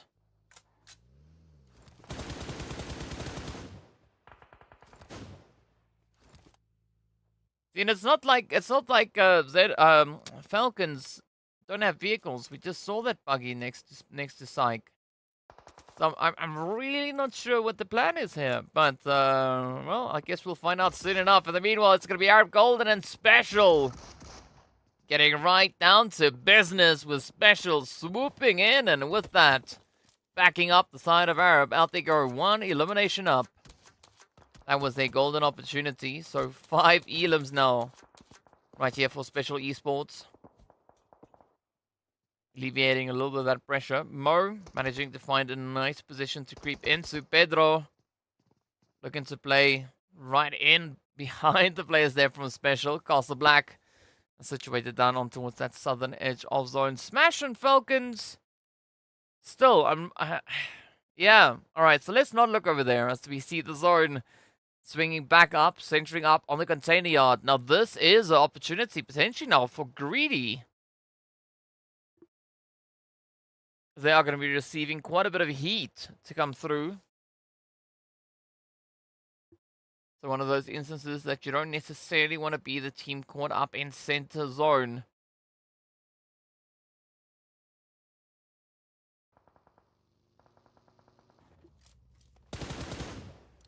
Yeah. This is très bizarre. Alright, so Smash down to 1. As, well, we can see they've only got Black Loss left. Teak now only going to start rotating out for the rest of the team here for the Falcons. But the blue zone is going to be absolutely brutal. I don't see them making it back into zone quite easily. It is going to be a super big challenge. In the meanwhile, we jump up to Everest. It's going to be the Vampires and Virtual Gaming Squad having a bit of a play up on the hill.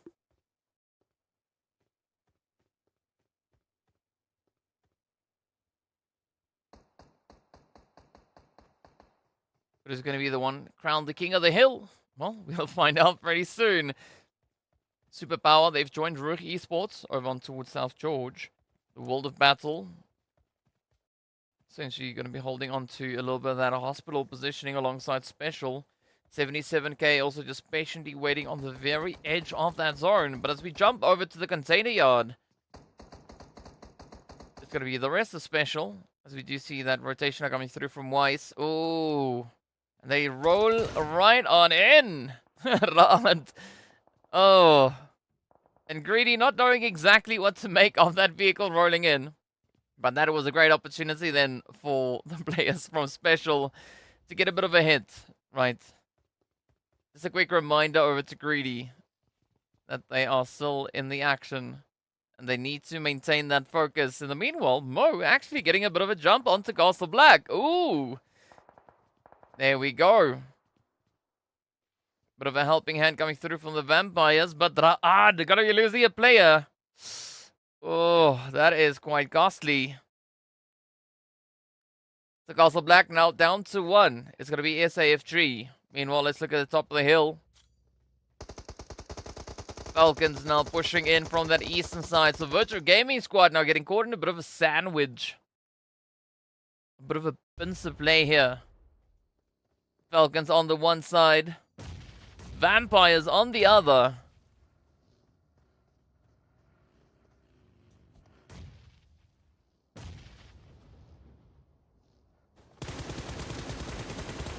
Oh, there we have it. The follow through is in.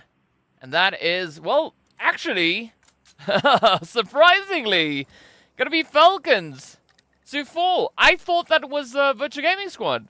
I mean, it honestly, it looked like it was them getting taken on down. In the meanwhile, up comes the push now. Malik making a bit of a risky rotation, but the rest of the Vampires going to be following suit. Arthur cleaning it up, getting up a 2-piece. Oh, but let's see if Hazard could potentially clutch this one out. The World of Battle very low, but as is Hazard as those shots now from the third party has found its way on in. Yep, the Vampires are down. As Ra'ad just sneak in the cheeky sprays. Vampires were looking so confident rushing into the World of Battle. Unfortunately, Ra'ad situated right in the container yard. Not allowing for that continuation to happen. Now Mo Esports, they're going to be coming up from the southern side. Sneaking in just along the players there from 77k. Ooh. Oh, risky indeed. But will they make it back in safely? No, they're going to be flying in on Special.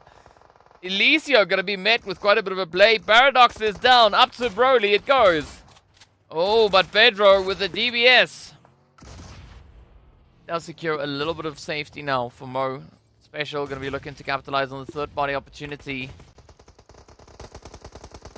with so many players in the vicinity, that could maybe provide a bit of a saving grace now for Mo as we do say goodbye to Castle Black. Greedy getting spotted. Dasher gets traded. So there could still be quite a bit of a chance now for Mo Esports to get back on their feet. Special and Greedy finding each other instead. Oh, but out comes Ramsey. This is risky. Oh, Pedro. Wow. Very impressive hit. Now comes the molly. You gotta watch out for that. Weiss does take a bit of damage. But Pedro with some quick reactions there. Gonna try and pick the rest of the team up. Fortunately for them, Rad on the opposite end of those warehouses. So this will allow for even more of an opportunity now for Mo.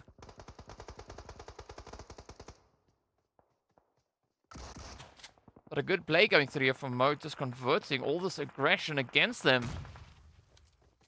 Gonna watch out for Weiss though. Pedro, oh, that's risky. Yes, sir. So one down. Oh, nice. Delhop. As Greedy now take the cue.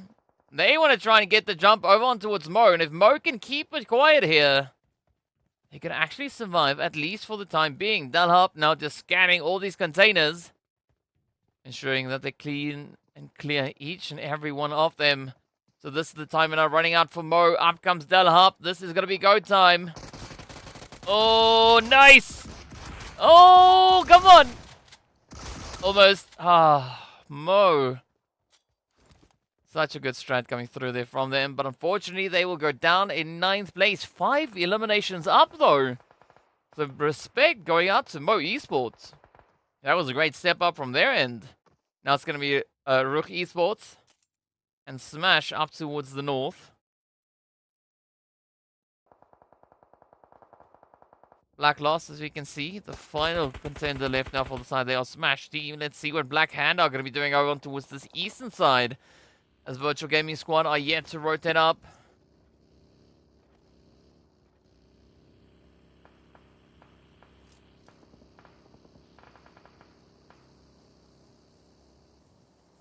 Why too many pushes? I don't know. That's just the way they play it, right? That's just the way it goes. As we do say goodbye to Smash and G'd all at the same time. The Virtual Gaming Squad now getting caught in a very, very bad setup here.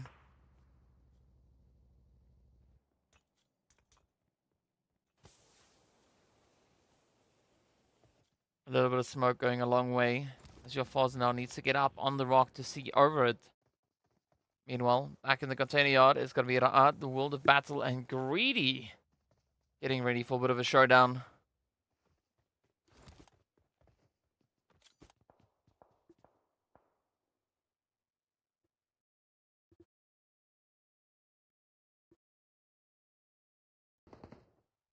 So RUKH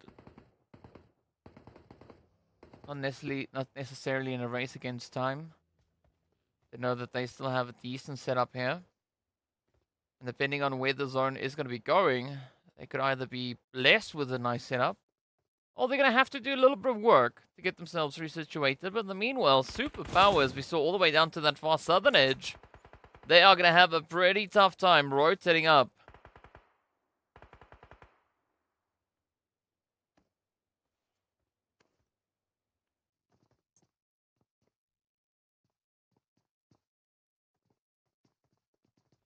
So Black Hand also going to be waiting to find out exactly what this next shift is going to be bringing to them. They do find themselves with only 2 eliminations up. So again, not the craziest play from Hand that we've seen. Still a decent position up, but still decent position that they've got right here.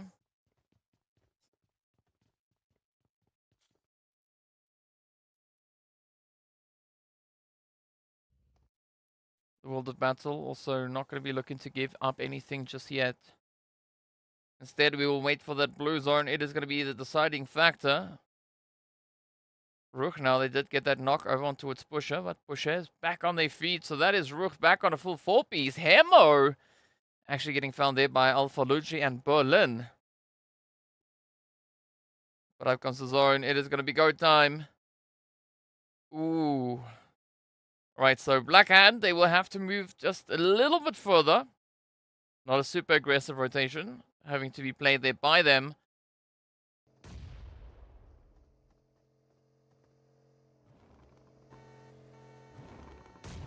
Now Kawa and Keme getting a little bit cheeky. I mean, this could be very, very risky, right? Especially looking at the fact that we have RUKH Esports just waiting in the wing.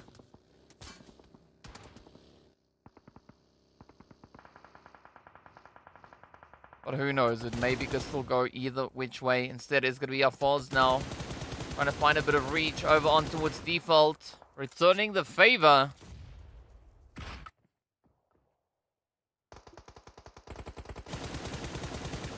Ooh, nice trade. Your FALCONS is down.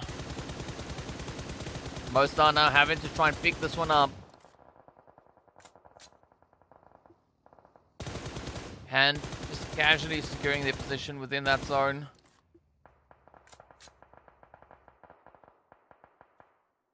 They got that initial marker secured. RUKH. Ooh, they're going to take a little bit more of an aquatic approach here. Most are your FALCONS back at it as they look to find a bit of an opportunity. Now, especially with RUKH Esports down in the water. Ooh! Default, that Overwatch working out really well. So this will allow for the rest of the team now to get themselves properly secured. And this is going to be that push. That pressure play, and down they go. End of the road. Beautiful nade. And of course, with that, Virtual Gaming Squad go out with 4 elims. RUKH now up to 6.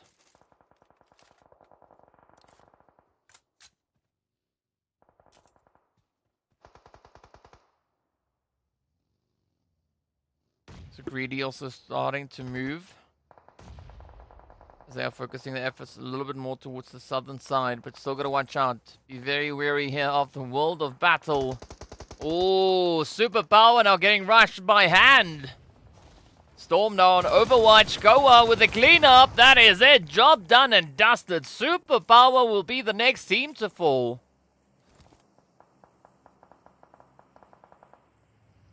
Storm getting hit there by Rami.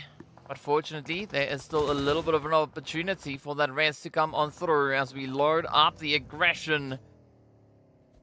Let's see who's going to be the next team. We got 5 remaining. It's going to be Raad, the World of Battle, Greedy, RUKH, and Black Hand.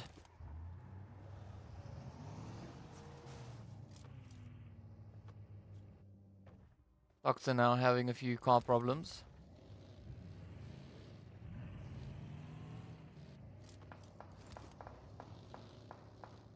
Almost boxing themselves in here.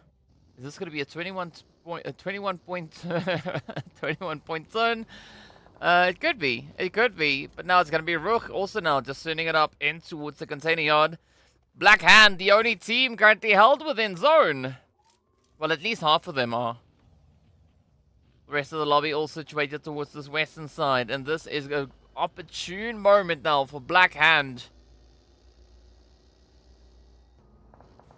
to try and dominate this lobby. RUKH just securing themselves a bit of a northern slice here.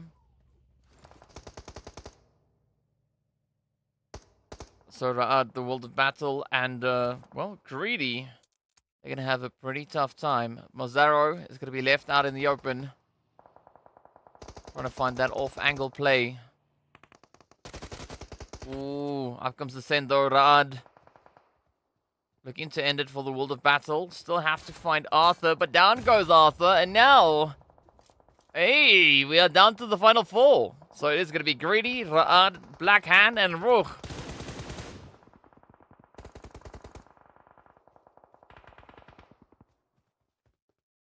But Hand now experiencing a little bit of difficulty there. Skoa has been found. Raad still heavily focused onto the side of Greedy. See again now going for the opportunity. Trying to see if they can line up their heads. But Raad now getting ready for a rush. Oh, send it, send it, send it. Reno again. Come on, will they clutch it? Oh, up they come, arriving at the party, but it's going to be Toxin now, just letting it loose, and down they go. Is today the final day? No, Solomon, tomorrow is going to be the final day of the phase. So day 5 is usually the last day of the phase. Then we still have a full phase to work through before we get into the finals. In the meanwhile, it's going to be RUKH Esports now trying to play their opportunity. Oh, they're farming for hits. And they do find it. Down it goes Greedy. 8 eliminations up though. Right, so Hand sitting on 6. RUKH sitting on 8. The last 2 teams left to duke it out. RUKH Esports, they have the numbers advantage here. Still have a full squad. Black Hand, well, have the hard cover. But also the smokes that they've put down is not particularly making things all too easy for themselves. Oh, there we go. The sprays are there. That's going to be a fight between all these off angles. Sekeme trying to reach in from the side. Pegasus, Blackhand's not here this season. Ooh, look at that though. Mozaro getting found. Keme trying to survive. Oh, Keme, the only player standing between RUKH Esports and the winner chicken dinner. And down they go. 6 elims in second place. That is all they'll have to take. As RUKH Esports steps in with a back-to-back winner chicken dinner. They got themselves 11 eliminations in the previous match. All the way over on Miramar. This time around, they stepped up and got 11 yet again, doing so with 2057. The previous match, it was 2048. Right, so an impressive play. Or was it 2068? Either which way, a very consistent play coming through here from RUKH Esports. Essentially locking in the exact same damage figures as they did in the previous match. The exact same elimination count and the exact same result. They got themselves that winner chicken dinner. So what a play. Great consistency coming through from RUKH Esports. Whew. But now we've got to see exactly what the rest of our teams are going to be doing here. I mean, RUKH Esports, they are just stepping it up. I mean, it feels like they've ignited a little bit more fire under their butts, right? Really stepping it up here today. Miramar Day so far looking to be quite a favorable play there for RUKH Esports. But of course, speaking of favorable plays, right, we need to take a bit of a look at the replays from this past match. So let's take a look.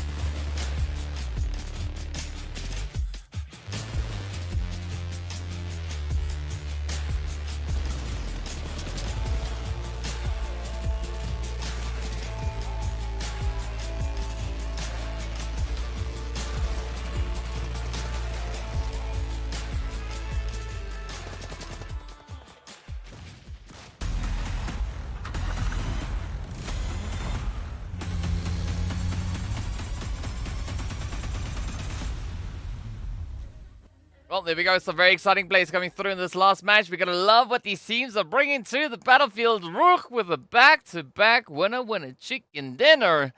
I mean, there's not much else that you can say about that, right? It's looking pretty exciting here for RUKH. But I got to say, though, I mean, they've been locking in on that consistency, coming through with 24 eliminations. So 11 in this game, 11 in the previous match. So that puts them on 22, which means they got 2 in the first game of the day.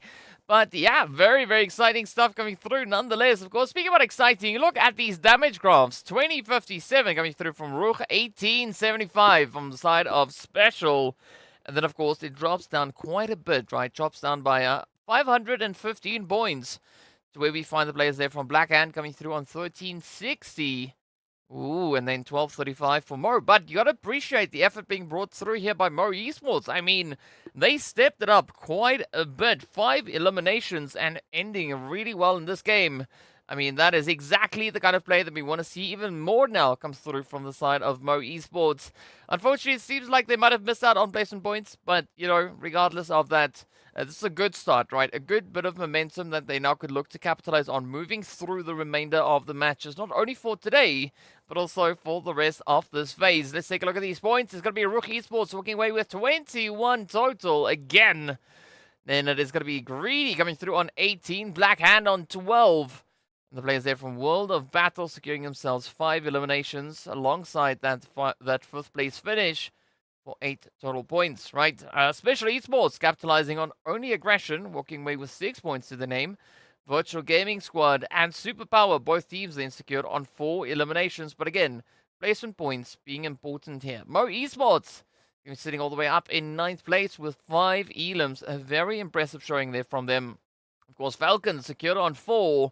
We've got Smash and the rest of the teams right there, as well as 77k Castle Black and the Vampires, the Vampires, having to settle for a slot in the donut shop as they don't get themselves any points for this game. But, you know, it is what it is at the end of the day. Sometimes you're going to have a few teams walk away with everything and other teams having a nice, chill, relaxed time over in the donut shop.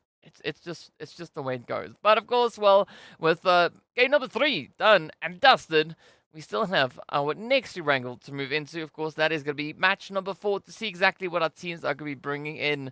So far, quite a few opportunities, right? Quite a few plays coming through. And also, as we know, game 4, that is going to be the end of the road for our teams over in Group A. But speaking of our teams, right? Group E, we are going to be hopping into Black Hand. Goa coming through with quite a bit of aggression there, 529. And then it is going to be Kebe securing themselves the least damage, right? Taking the least damage, 138.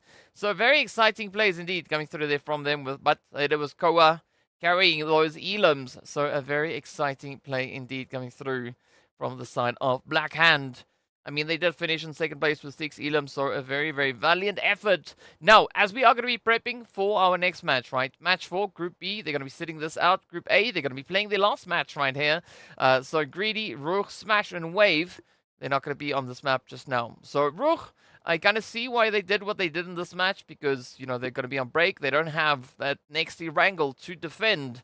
But this is the opportunity for teams still like Black Hand, potentially, to step it up and just come in with a very dominating performance leading into the action here. Of course, there's also a bit of an opportunity for Mo Esports also, you know, to play their last match of the day and do that while going out with a bang, right? They already secured themselves those 5 eliminations.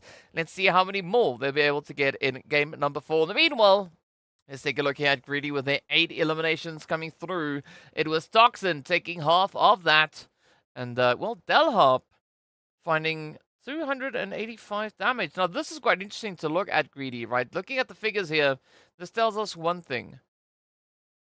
Greedy were really good at stealing those eliminations, right? Finding just the hits to confirm the elim. I mean, only sitting with, what was that, 1 to 600, 700 damage, and finding 8 eliminations out of that. You know, it looks, it's like, it's interesting to look at. I mean, even with we did see, what was that, 4 eliminations coming through on the one end, and with out of only 100 damage, 100 plus damage, you know, like that is a lot of utility steal, a lot of elimination stealing happening right there. Let's take a look at these points though. It is going to be Raad. Now, still holding on to the top of the leaderboard. RUKH Esports actually now playing a bit of buffer here, as they've gotten right in between FALCONS and Raad, essentially just trading places with them. Virtual XENON still locked into exactly the same position. The World of Battle, they've now moved up 1 slot into 6th place. Greedy, they've moved up 3 into 7th. And then, of course, we have the players there from Black Hand moving up 1 slot all the way up into 10th position. So those are all the shifts, all the changes that we've had from 12th place downwards. Essentially, nothing else has happened, really, as the teams just keep on continuing to add points to the tally. But as you can see, Mo changing, closing that gap, coming in behind the players there from +18, now just trading by 1 single point. So I'm excited to see whether or not Mo Esports are going to be looking to pop off coming into this last match, because the opportunity is there. So I'm going to be rooting for them, right? That's what I'm going to be rooting for. So let's see exactly what the teams are going to be bringing in. Of course, if you've got any predictions as to Flight Pass Zone winning team, the amount of eliminations, be sure to let me know in the chat, as we are going to be making our way onto the map. See exactly what the teams are going to be having to work with in our last Erangel right here on Erangel Day. After this, we are going to go straight into the jungle. Right, getting ready for a little bit of up close and personal and very sweaty gameplay to come through. But it is about that time for us to see exactly what the flight path is going to be bringing in as we are prepping ourselves now to hop in. Let's see what it does. Well, it is going to be starting all the way up north in Savernhy. So RUKH Esports, they would have been very happy with this flight path. But unfortunately, well, they are not here to make much use of it.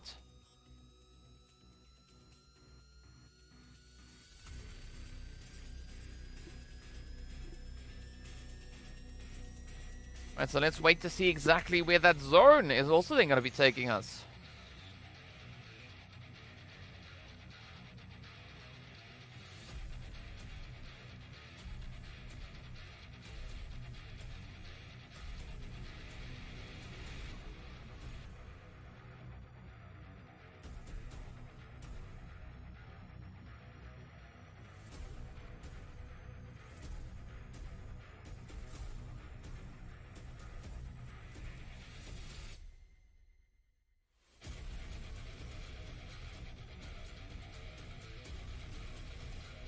Alright, alright, alright. Flight path almost concluded.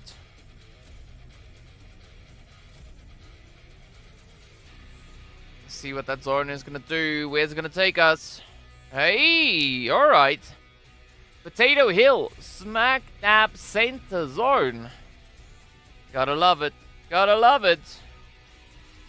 Let's see what these teams are going to do and how are they going to react according to the zone. So I think it is safe to say that the container yard over in South George is not going to be a viable option this time around.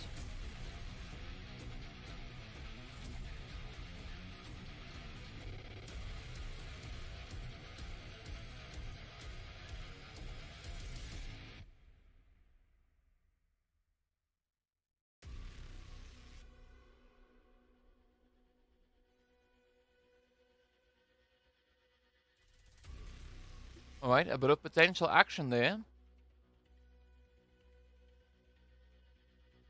Between 77k and special. Ooh.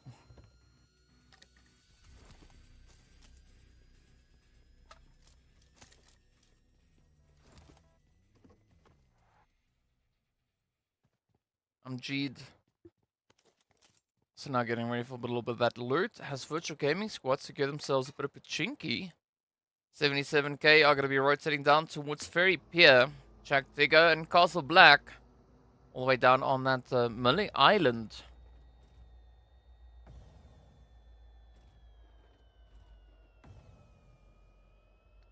Computer science.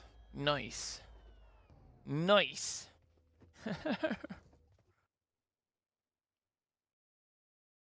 Plus 18 and Arab Golden. Hey, hey, hey.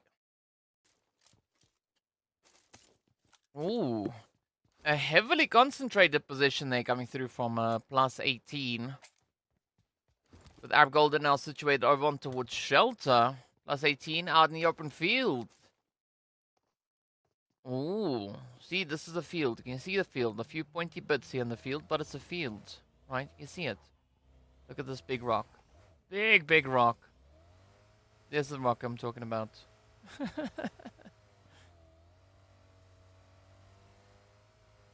Alright, so plus 18 now. Getting ready to change up that position. They might come flushing over in towards Shelter, or maybe just on the outskirts of it. In the meanwhile, Castle Black, they have free reign to loot up as they choose. Let's see what they're going to be doing in this position here. Will they find a little bit of magic, a little bit of spice?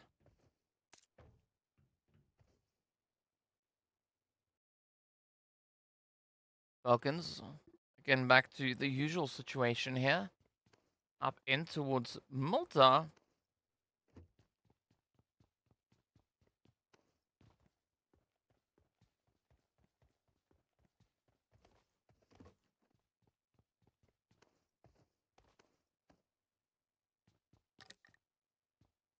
Yo, what's up, Strange? Something strange in the chat. Jack Digger actually going on a very interesting scouting mission here. They've sent Perks all the way up to Pachinki, right? So Perks has now rotated up to Pachinki. The rest of the team down over here. Right, holding up in towards the Millie base. It's a very curious kind of strategy that they are looking to adopt. But Perks already receiving a little bit of hits out in the open there. And now we wait to see how the teams are going to be looking to rotate on through. Clear vision. Going to be chilling in the water, enjoying the scenery, taking in everything that well, the surrounding area really has to deliver.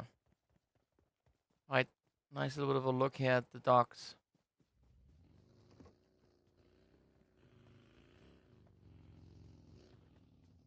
Yeah, I agree with the sector. Come on, Mo! they need only 1 point to catch up to +18, but I'm pretty sure they are going to be able to secure even a few more points, right? This is now the opportunity for Mo to get ahead of Plus. And also just to close the gap with regards to the overall standings, right? Because currently, Mo Esports are trailing with 36 points. Sat on 82 in total. On the overall leaderboard.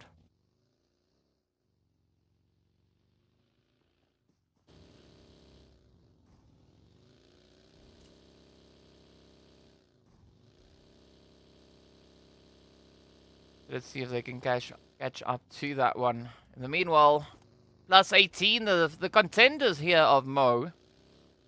The gatekeepers of Mo. Just going to be on the outskirts of school. Let's see, are they going to look to plunge?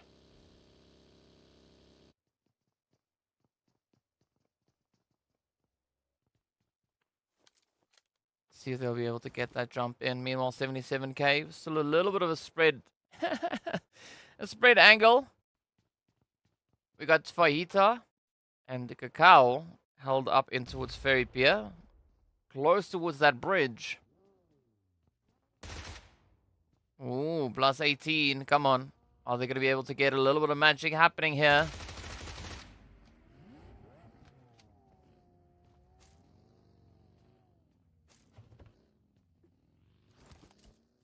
See, Strange, you say something like that, then I would love it when they prove you wrong.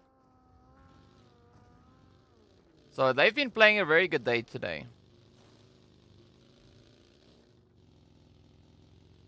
In fact, for today, yeah, Mo Esports sitting in 13th place with regards to points for the day. So, yeah. Up is up. Up is up. They are ahead of Clear Vision, +18, Arab Golden, Jack Digger, 77k, Vampires, and Castle Black.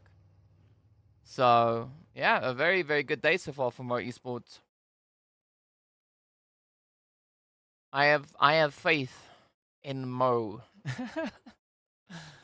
Oh, let's see what the zone is going to result into for our teams.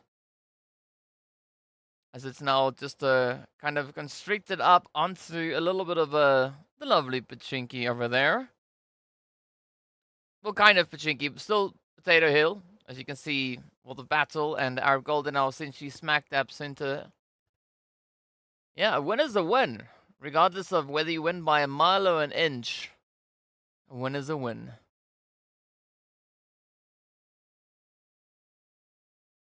Let's see how these teams are going to look to cram on through. We got Superpower and Raad as well as Hand. Yet to rotate up. Mo, of course, also having to cover that distance.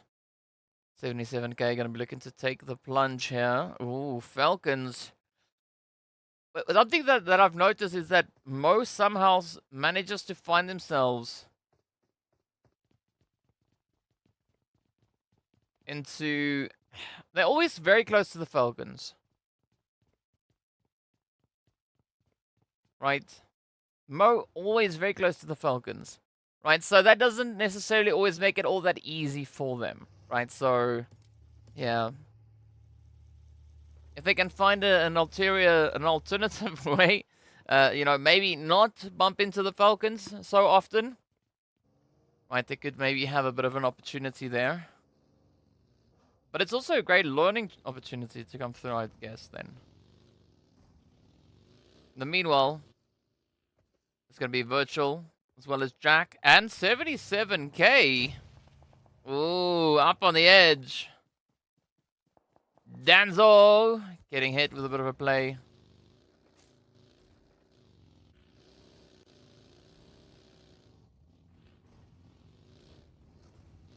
Right now it's going to be go time. Virtual Gaming Squad. Virtual Gaming Squad. Oh, nice play. Come on. Who's going to get it though? Jack looking for the opportunity, but Virtual Gaming Squad, they are here. They mean business. I'm G coming through with a very quick spray, but of course, well, not having the best health bar to work with. Oh, nicely done. Mosta now going to be looking to clutch up here. Perk's going to be hanging in the wing.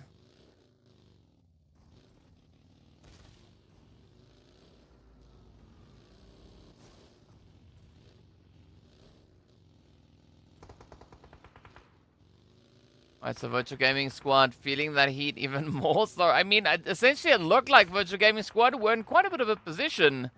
But as you can see, they are now down to Mosta. Oh, Raad! Rotating up into 77k. Superpower. Also now in a great setup there. Great opportunity. As Azor now just pulls a little bit in between Pachinki and Potato Hill. Jack Digger getting confirmed up. Virtual Gaming Squad also going to be sent away. Mo Esports now. See, this is what I mentioned earlier. They somehow find themselves in a very difficult spot, right? Right alongside XENON and Falcons and Hand. I mean, those are not three teams that you want to be caught in between. Wow. Hey, Easy gets a shot in on Storm. Hey. So Mo's still in it. Still alive. They've lost one player. Now the confirmation comes through on the second. Meanwhile, it's going to be 77k, finding a little bit of that special.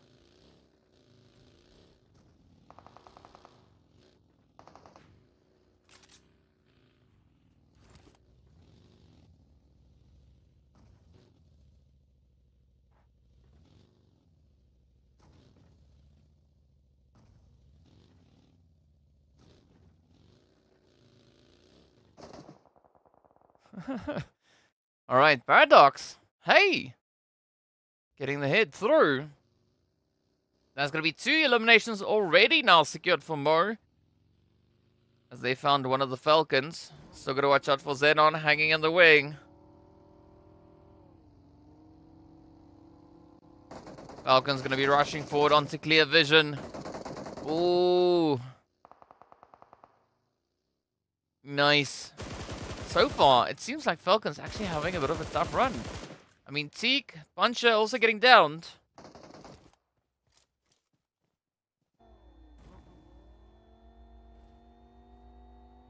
So let's see just where exactly the Falcons are going to begin to go. Meanwhile, Mo now getting left out in the blue. Gonna have to find a way to squeeze back into that zone.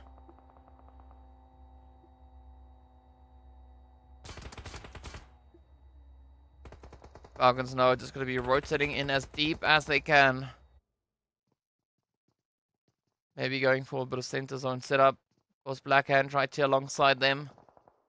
Get to find a few eliminations, but Falcons taking a very risky spot. I mean, Puncher essentially now stopping out in the field.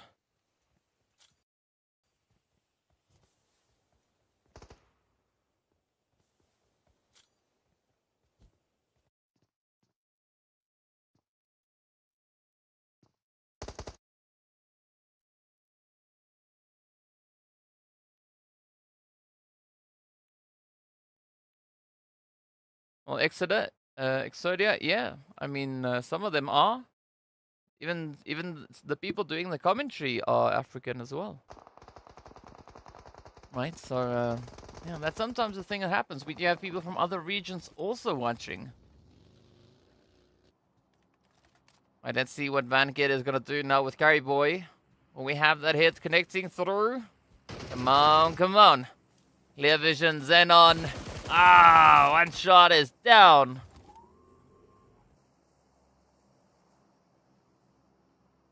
Focus and Vankid now still in a bit of a position where they can look to maybe find a little bit of magic. It's going to be easy and Paradox there for Mo. Also now rotating up towards the north.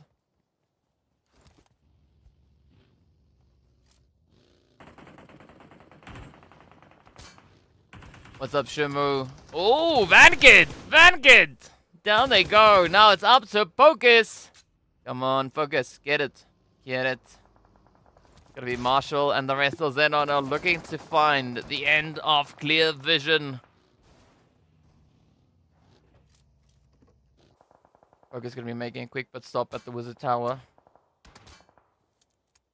Maybe they can Wingardium Leviosa themselves back into the action. Meanwhile, it's gonna be +18 now to receive Mo. Ooh, will they make it out though? All the way up north. Seems like there might be a little bit of a bump. Yes, that is easy down. Paradox, the last one left now for Mo. Meanwhile, it is going to be Castle Black and Special over towards the edge of zone.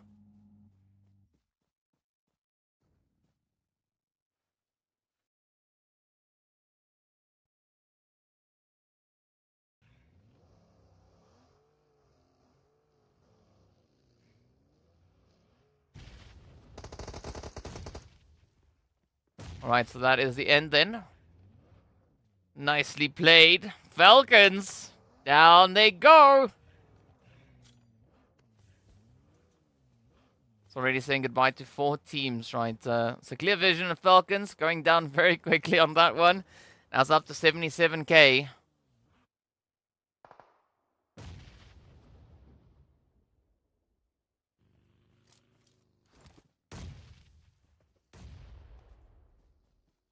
I like this aggression being shown here by Special Esports. Meanwhile, we will say goodbye to Mo, as they will fall in 12th place. At least walk away with those 2 points. Now, Castle Black feeling the heat. Ramsey coming through for a little bit of a chase.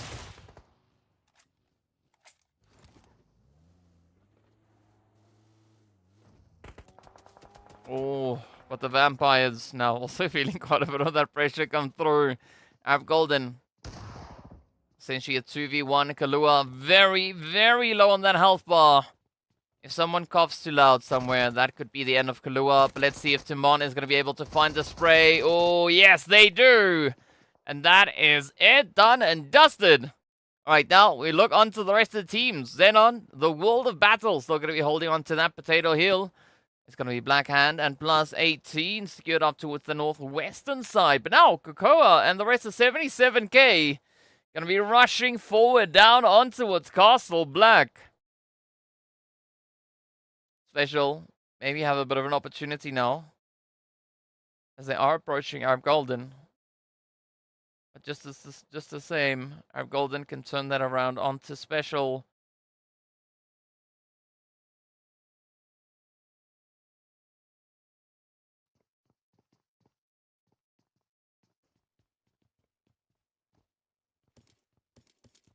I see now that is the challenge of telling jokes in text form. Right, there's a whole lot of context missing.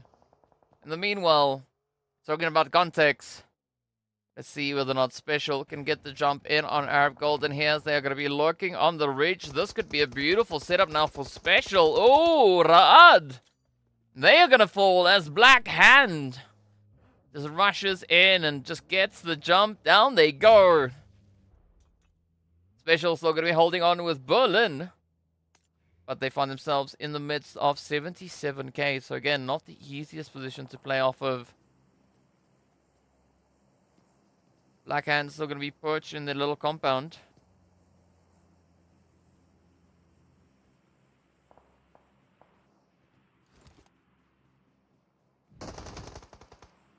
Oh, here we go. World of Battle and XENON. Oh, execution. That is going to be the World of Battle ending the run there for XENON. 8th place with 3 eliminations. That is all they'll have to settle with now. Meanwhile, the contention is going to continue over on towards the western side of zone. As Black Hand don't necessarily have the easiest way forward to get themselves back in towards that zone. +18 still going to be riding the edge. Beautiful bit of elevation they could look to leverage off of here. But let's see whether or not that is going to work out in their favor. They do find the confirmation onto Mozaro. Akeme and Koa. Oh, looking to play the long arm game.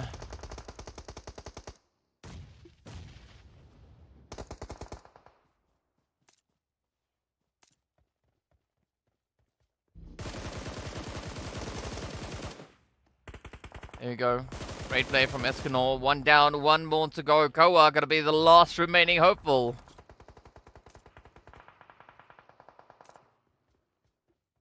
But 77k, they're going to be starting to expand their reach, expand their options. As the World of Battle gets ready to do exactly the same now, playing off a Potato Hill.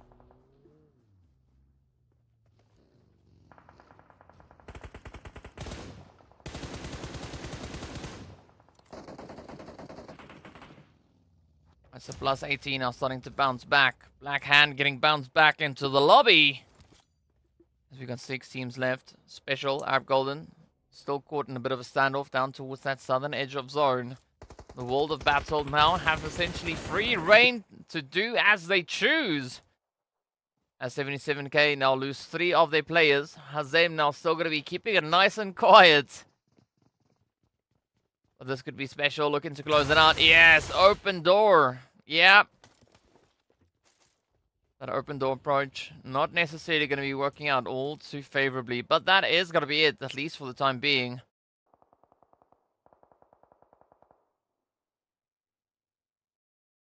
Special, superpower rather, still holding it nice and steady on the edge of the edge there. The blue zone is going to start moving in, so Berlin will have to start that play.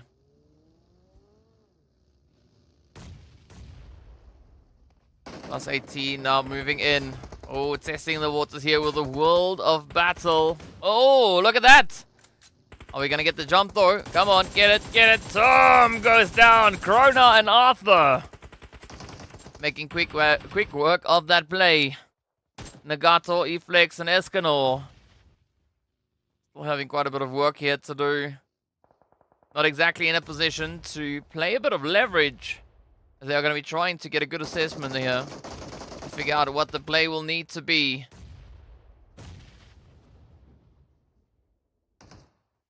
Meanwhile, 77k, they are not going to survive as Special Esports just rushed forward straight into them.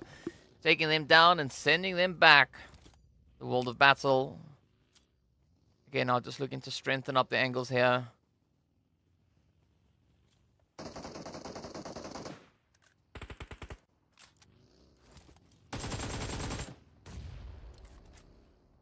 But you gotta respect what +18 is doing. They're not backing out of this fight. Both them and the World of Battle are sitting on 5 eliminations on either end.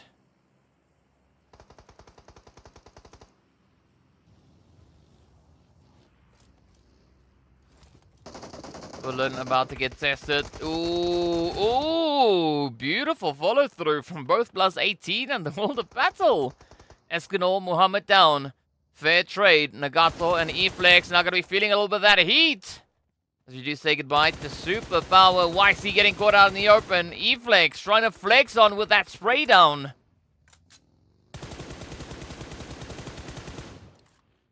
But the World of Battle now in a very favorable setup.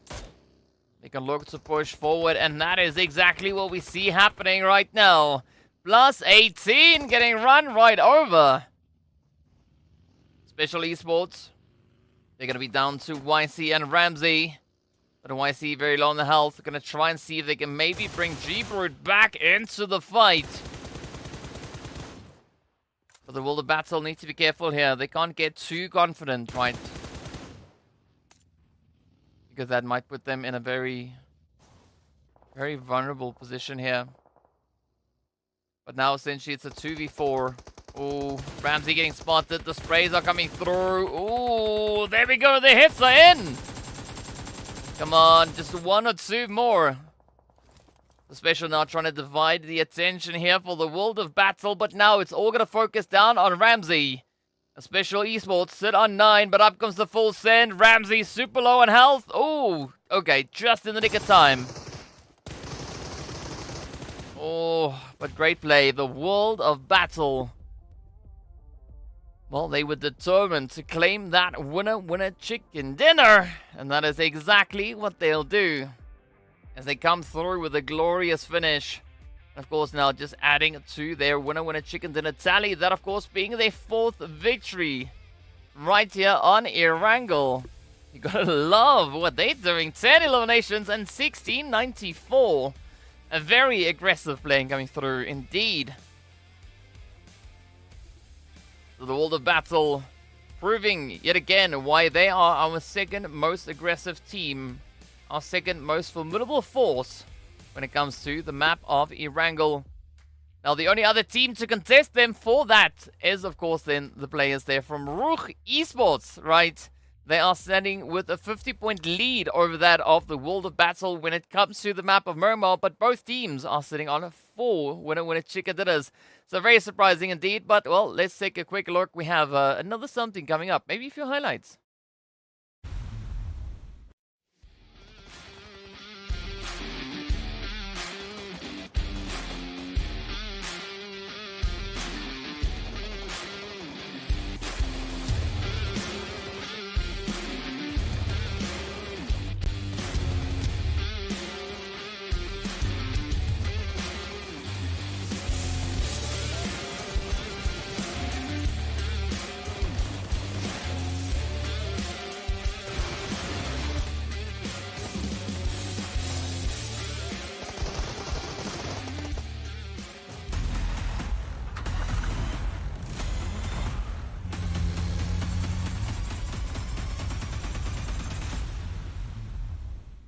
Well, there we go, there we go. Very exciting replays yet again. Of course, a very sweaty performance right here on our final Erangel of the day. Now, that means only one thing. Next up, we are going to be heading straight over into Sanhok to see what these teams are going to be doing in the jungle. But before we get there, we need to take a look at our MVPs. We need to take a look at those match results. And, of course, also take a look and see exactly where the teams are with regards to the whole point situation. Of course, some very exciting plays coming through. The world of battle showing up quite dominantly in this last match. I mean, locking in those double-digit eliminations really does go a very, very long way. But we've been seeing now both of our dominating teams, right? Both RUKH and World of Esports stepping up, locking in their winner chicken dinners. Greedy also getting the first one of the day, all the way back on match number 1. But here we have it. Krona from the world of battle is going to be our dominating player here with the most eliminations and the most damage. Hazem does secure themselves 3 nade finishes, so a very good play coming through. And of course, Morteza sneaking in a lovely 381 meter hit with Marshall all the way from XENON. Also then securing their finish there with the highest distance traveled, just over 12 kilometers in this last match. So very, very interesting stats coming through here. But of course, well, aside from our MVP breakdown, we need to take a look at the damage graphs and, of course, those match points as well to see exactly where the teams are with regards to their performances, right? How much aggression did they manage to lock in? As we can see there, Special and the World of Battle hitting in excess of 1600 damage. The World of Battle missing out on 1700 by only 6 damage points, right? Plus 18, though, locking in 1508. So a very surprising showing coming through from them. But our strongest conversion rate is going to go to 77k, finding 8 eliminations out of, well, 1134. So again, some really good showing coming through here. But now we got to see how all of these ranged map stats, right, are going to convert over into our final match of the day. So as we know, Group A, they've kind of wrapped up their matches right here, right? So that was FALCONS, Mo, RUKH, as well as the World of Battle. Speaking about wrapping it up, let's take a look at these points, right? The World of Battle coming through with 20 points. So good finish there for our highest placing Group A team. And then, of course, we got the Special Esports out on their heels with those 9 eliminations, doubles, 77k. coming through with 8 eliminations. And then, of course, we got PLUSEIGHTEEN as well as Black Hand finishing on 5 eliminations apiece. But for PLUSEIGHTEEN, well, they plussed 5 to secure themselves a grand total of 10 points overall. So great performance coming through from them. Yeah, Black Hand only finding that 1 additional placement point. Doesn't do all too much, but still gives them 6 points. RUKH are going to be sent out with only aggression, right? Only eliminations. That is pretty much the name of the game over on this side of the page. Castle Black, the only team that will get sent away empty-handed, not finding themselves any points. And I believe in the previous match, match number 3, that was the same thing for Castle Black. Yes, indeed it was. So, unfortunately, back-to-back games here for Castle Black, not securing themselves any points. It's tough, it happens, but, well, they can only look to come back stronger, rather. Moving into our last match, right, a little bit of that Sanhok action. Now, speaking about Sanhok, speaking about Castle Black actually performing quite well when it comes to Sanhok. Currently sat in 6th place overall with regards to the Sanhok performances, 25 eliminations and 17 placement points. So, there is an opportunity for them really to bounce back in this last match. Now, let's take a look at the point situation here as well. RUKH still going to be holding on to the top. So no change for our top 3, right? RUKH, FALCONS, and RUKH. But we do see the World of Battle now jumping up 2 slots all the way into 4th place. As well as Special Esports jumping up 3 slots all the way into 6th position. As a result, all the teams in between and around them has moved down. So Virtual Gaming moving down. XENON moving down 2. Greedy and Clear Vision also then as a result getting moved a little bit further down the board. Black Hand and Wave essentially still holding on to their exact same positions, so nothing really changing there. But we do see Superpower and 77k now climbing up into 12th and 13th place respectively. And also Arab Golden now stepping up to 16th position. But as we are going to be taking a look at that second page, we will see then the players there from +18 moving up into 18th. As they were able to capitalize on this last match. Castle Black moving 1 down. Mo still locked into exactly where they were. So we're not going to be seeing Mo move any further than that here today. It is kind of what it is at this stage. But, well, there's always tomorrow, right? Day number 5 for them to try and chase even more points. And maybe try and climb out of that 20th position. Maybe to see them a little bit further up. Maybe like 17, somewhere around about there. Who knows, right? Only time will tell whether or not that is going to come through for Mo. But in the meanwhile, we can, of course, then start to turn our focus over onto the lovely map of Sanhok to get a bit of an idea as to what we could be seeing come through in this last match of the day. Of course, yesterday we started the day on Sanhok. Today we are ending the day on Sanhok. So nice little bit of hot and sweaty play for our teams to show us exactly what their final game is going to be looking like. So with regards to Sanhok, FALCONS and RUKH, our 2 best performing teams there, are not going to be playing this because obviously they've concluded their games for the day. But this now leaves the opportunity for RUKH Esports, Special, Wave, as well as Castle Black, right? Wave Esports also could potentially be looking to claim themselves a bit of a winner-winner chicken dinner because they are the only team now sat within the top 5 that have not yet had that winner-winner chicken dinner come through. So there's a great opportunity available indeed for them, of course, coming through with 24 eliminations so far. As I've already mentioned, Castle Black, they've got 25.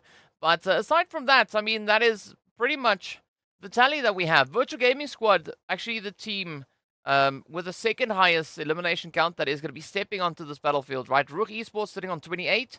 And then we've got the players from Virtual Gaming Squad sitting on 27. But Virtual Gaming Squad, they've been very aggressive on Sanhok, but they've not really been able to fully capitalize on placement points, right?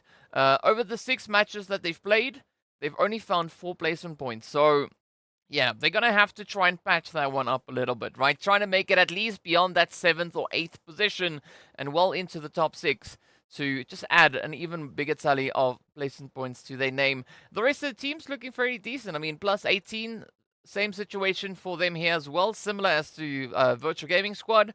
Also sitting with 4 placement points, but the difference being is that +18, they've only found themselves 12 eliminations.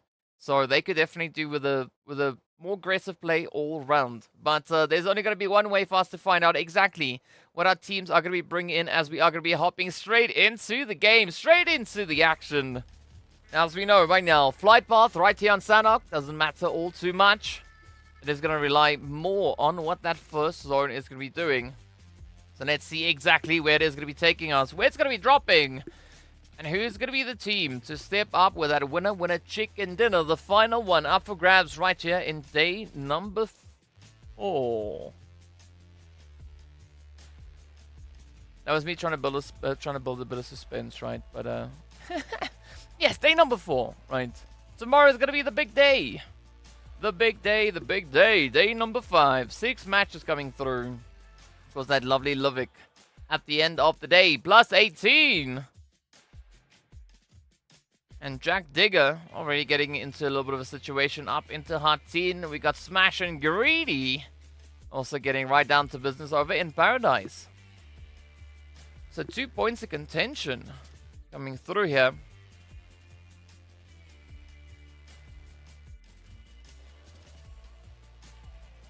So let's see what is going to come, what is rather going to be the result of the aggression up in Hatina and Paradise. And meanwhile, we shall wait for that zone to be revealed. But where is it going to take us? Oh, over to the east. So Lakawi almost being sent to zone. Now let's see what Jack Digger can bring through. Are they going to be able to get the jump up onto +18? They've already found 2. They just need to find Eflex and Escanor. And that is them then sitting with the lovely 4 eliminations to their name. But Danzo, first, they would need some more ammo. Because those 19 rounds in the Vector, that is going to be emptied out in about 2 seconds.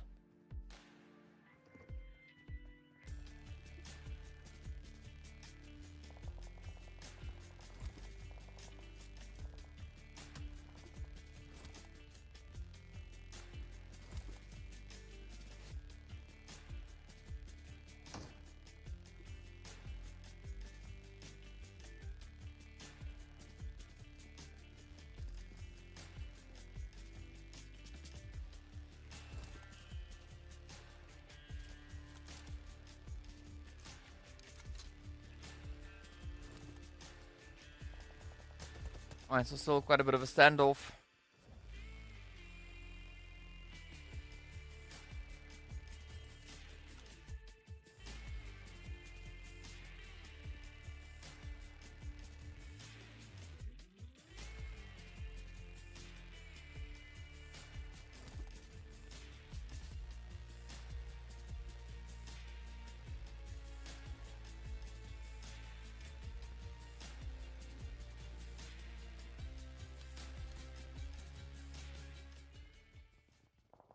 Alright, so Jack Digger now getting ready to show up yet again. Looking to get the jump.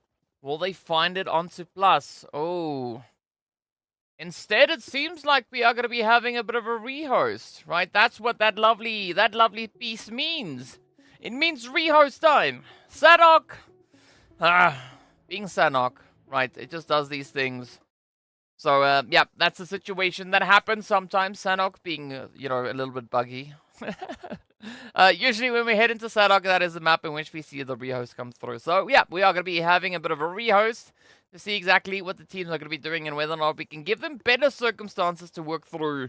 What the reason is for the rehost, we don't know. It just happens. It happens. There are reasons behind that, but reasons that I don't know. I can't tell you what the reason is because I don't know. But in the meanwhile, we'll just wait to see how that rehost is going to come through. Now, based on the early aggression that we've been seeing there, +18 getting caught in a bit of a tough position, but an interesting play then coming through from Jack Digger.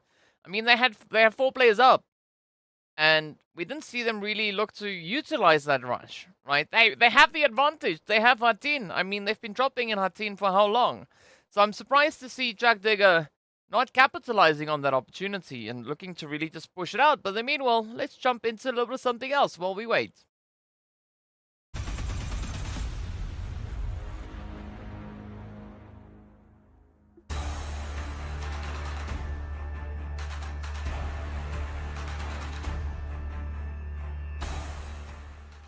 ومرحب بعبود من تيم كلير فيجن اللي مشرفنا ومنورنا اكيد النهارده في مقابلتنا بخاصه البي ام بي ال افريكا.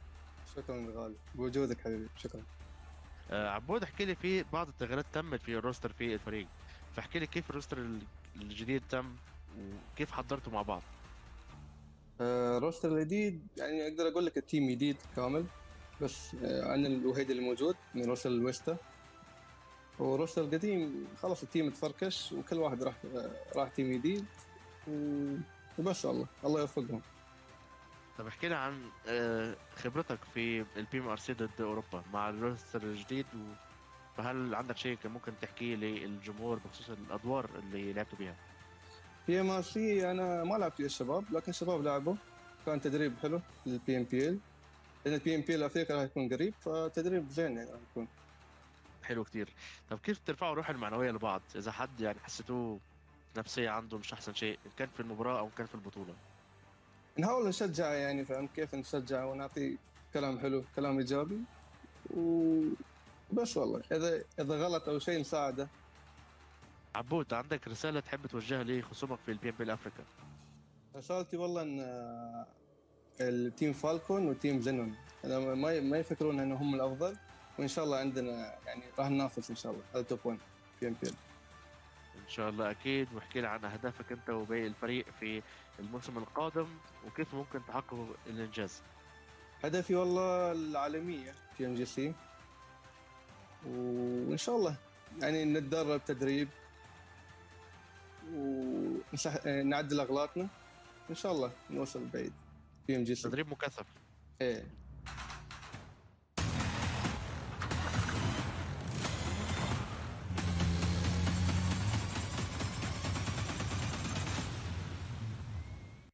Well, there we go. Seems like we should be ready now to hop over in onto the lovely Sanhok.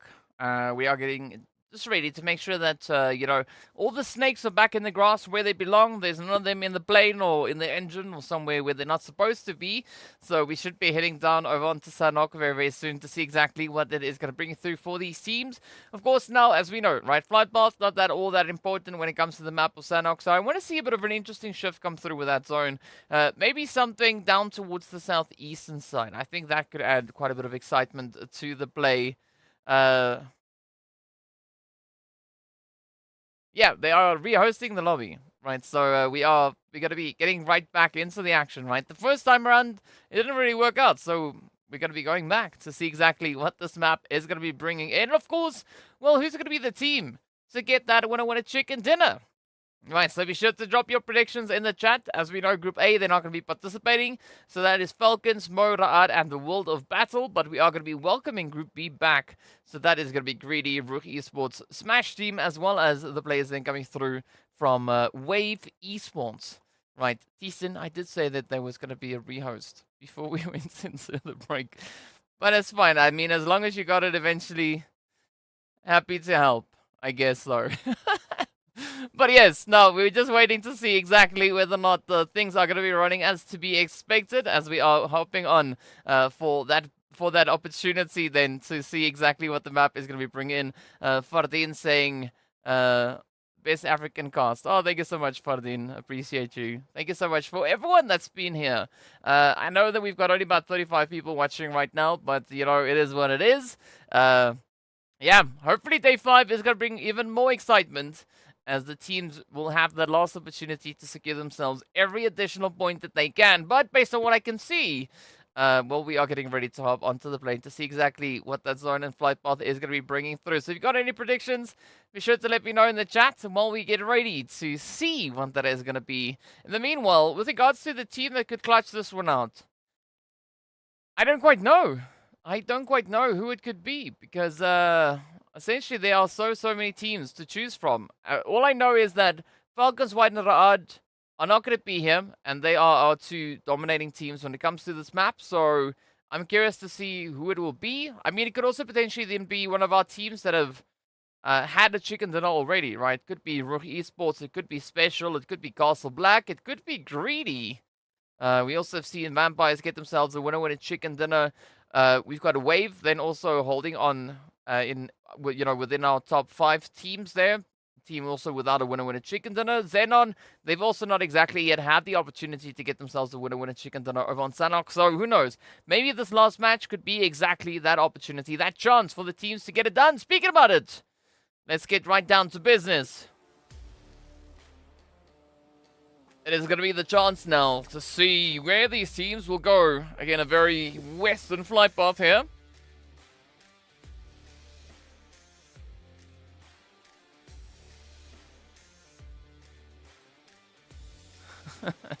FM, period.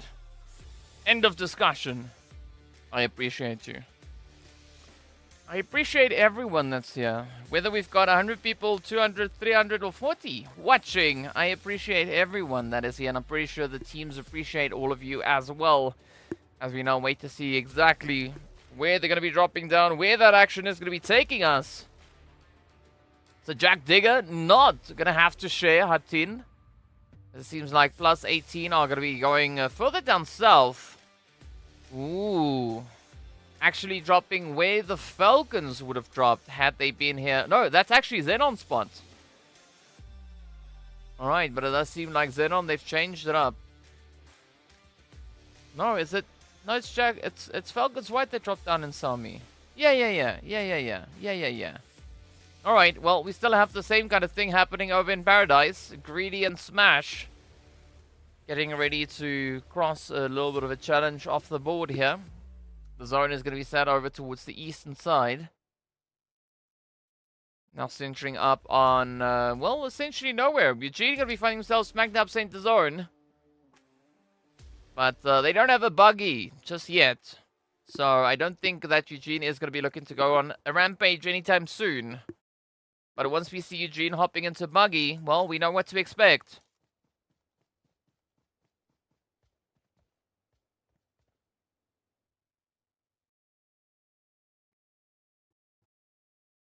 Alright, so Superpower patiently waiting alongside +18.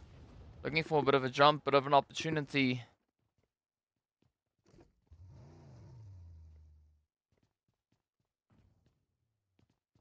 Come on, Tom.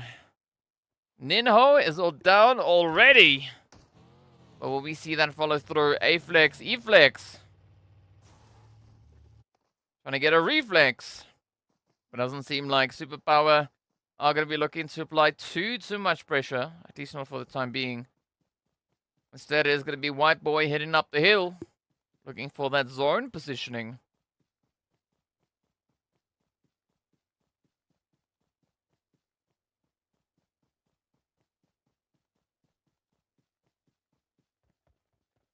It's a Greedy. They've also disengaged now from Paradise. But, that could also open up the opportunity for XENON to come on through. Fardin, I don't know yet. No idea. No idea. We'll find out. We'll find out. It would be amazing. But I've decided that whether or not I'm going to be working on the event, I'm going to go to the BMGC. At the very least, I want to be there at the finals. Right?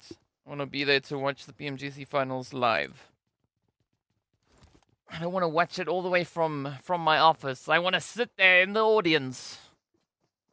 In the crowd.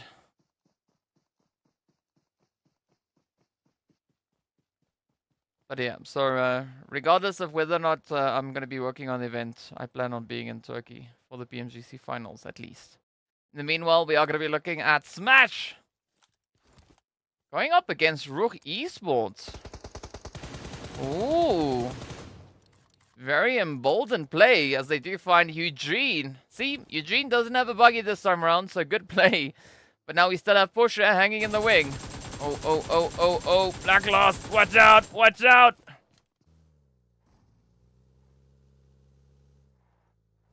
Appreciate that, Fardin. Like I said, it would be amazing. But we'll just take it as it goes. Oh, Rami also taking it as it goes. As they are going to be looking to avenge their teammate even before anything can happen. We do say goodbye to Black Lost. Now it's going to be down to Ban. Greedy. Going to be coming out of the woodworks as they push through from that northern side.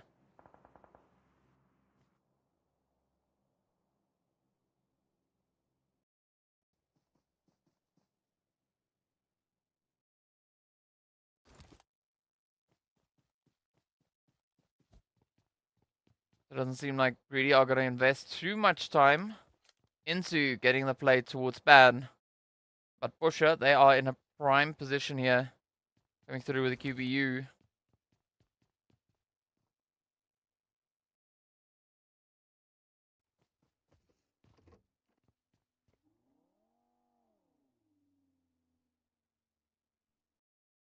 Right on time for game number 5.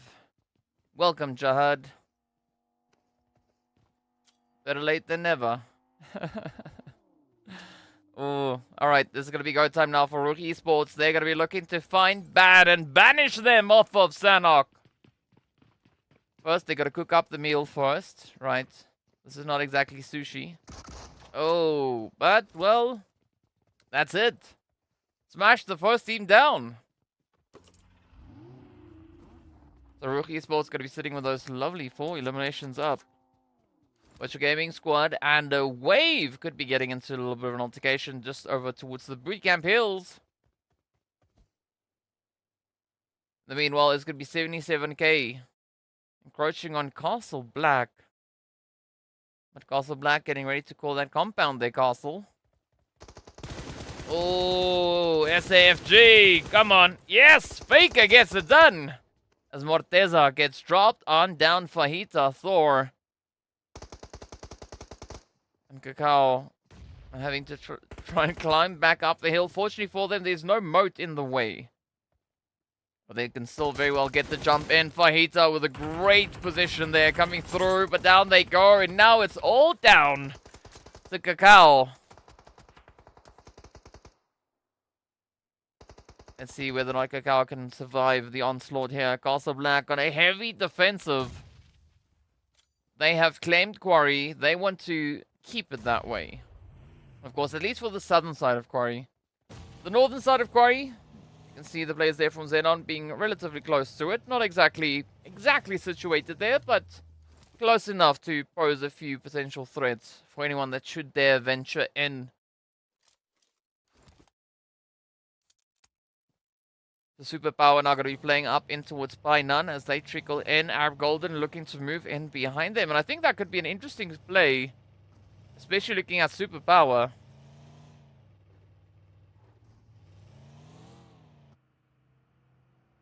Great opportunity for Superpower now to try and lock in a few more eliminations, of course. Well, they could do with a few more, right? There's a little bit that they could look to add onto the tally. In the meanwhile, it's going to be the Vampires, the Vampires, over on towards the eastern side. We got XENON just to their west, essentially kind of preventing them from a straight rotation forward in towards that zone. Special also now feeling a little bit of that attention, that heat getting shown to them as Ramsey has been dropped. We got G-Brute, Broly, and YC out in the open. Kakao, no! Down they go. It's going to be the end. 77k will be denied any points for this match. It's unfortunate, but as we know, that's just the way the cookie crumbles. So 77k, they're going to be ending their day on a grand total of 12 points. There we go. Smash team, they're going to be ending on 10 points for the day, as they too will not get awarded anything for their play in this match. Alright, so let's see who's going to be the next team out. Pick a number and commit to it. Right, you can see all the surviving teams on the edge of the screen. Who do you believe is going to be the next team to be sent back into the lobby? Castle Black and Clear Vision now feeling a little bit of that heat as they are caught in quite a bit of an exchange. Castle Black now down to 1. Oh, down to, well, still 1. Almost said none as Van Kit just flew in there. But it's not over just yet. That smoke actually working out quite favorably now for Faker as SAFG has been brought back. Of course, just moving a few vehicles around. Let's see how this play is going to go.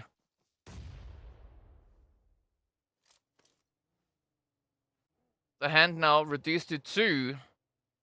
But they are also out in the blue. So what will they do? I don't know. GREEDYFORKILLS now going to be feeding that heat as they also then will get backed up. And out they go. So Greedy going to be ending their day with 45 points up. Ooh. Good play. Good play indeed.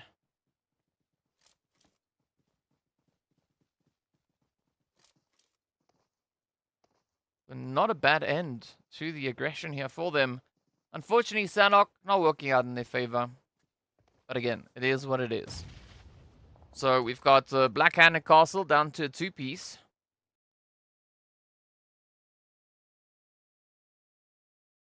Superpower going to be holding on to 3. Everybody else still sat on a full squad. But this is Sanhok, so the blue is going to be an absolute menace here.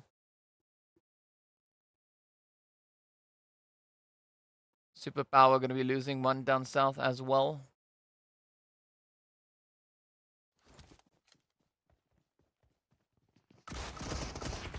Oh, nice. Castle Black. There we go. Down to... Well, not that many they go. I think that... Is that the end? There was no animation showing it. But I believe that could have maybe been the end of Castle Black. Because I don't see them on the map anymore. Unless somehow miraculously they were able to save 1 player. But I think that it was the end of Castle Black. Wave now waiting here for Superpower. Oh, nice play onto White Boy.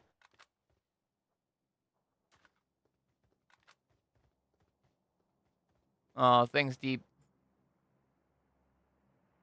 Mucho gracias. I know you don't speak Spanish, but it is what it is. Let's see if Wave can find that play. I think it's safe to say that Castle Black is out of here, right? Because, yeah, I don't see them anywhere. So that means that they went out with, what, like 3 eliminations up.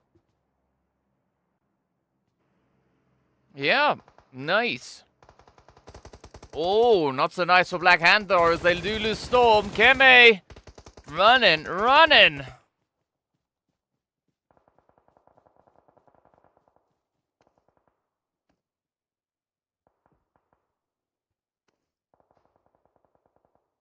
So Keme having a very, very limited options now.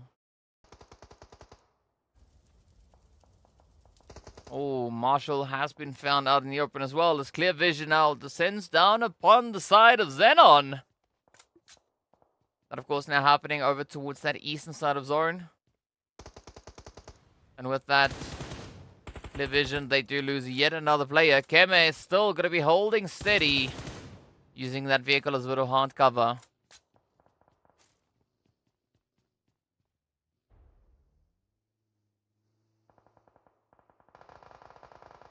+18 going to be trying to find their way through. But the Vampires, they just have such a beautiful reach down onto the edge.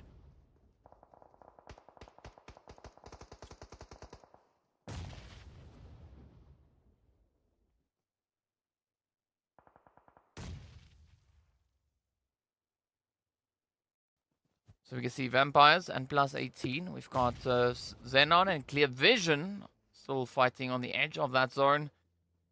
Superpower and Wave, potentially even Black Hand could get into a bit of a fight. There we go.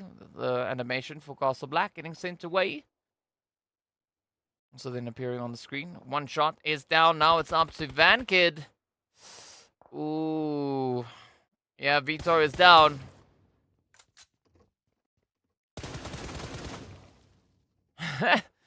Carry Boy not even giving a single inch about a door in their way.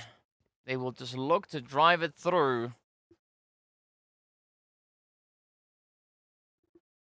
But VanKid now going to try and survive as best they can. Caught out in the blue. Bandit just might not be the way to go. Oh, Virtual Gaming Squad now going to be jumping in on Superpower. Berlin comes up with the defensive. As they do find Master. Oh, 2 for 2. Come on. No. No, you're Foz. Why do you gotta do that? Oof, there we go. Clear vision down. Superpower down. Black Hand also down. So we are left with 9 teams. That is it. Wave. Also now going to be losing a player. But they still have 3 left. So Virtual Gaming Squad now could really look to apply a little bit more pressure here. But they're going to have to be very quick about it. Because we've got Arab Golden just sat right behind them.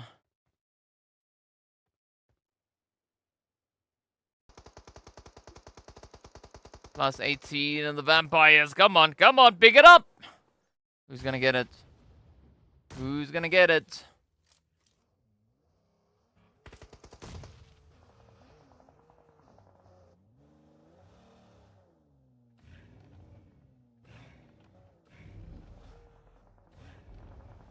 Oh, between DRS and STE, I'd probably go with STE.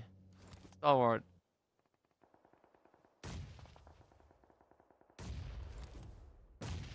Let's see what Kahlua can pack. Ooh, Molly. Did it find anything? Oh, yes it did! Hey, Malik with the nade. Come on, come on. Now it's going to be go time. Rush. Kahlua going to be trying to push it up. We got Eflex and Torm also holding on the edge. Oh, not expecting an owl to pop onto the rock. But up comes the play. The rush is in. Hazard quickly flying out of the vehicle. Trying to swivel around. And they do succeed in closing it up now for plus 18. RUKH Esports also coming under a little bit of fire here. As they have one of their players down. Now it's going to be XENON looking to play cleanup. And that is going to be Jack Digger out in 8th place.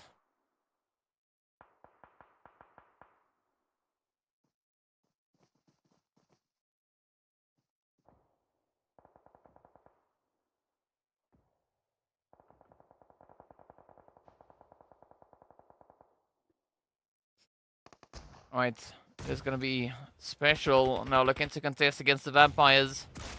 Oh, the Vampires now, they're going to be looking to leverage their position here.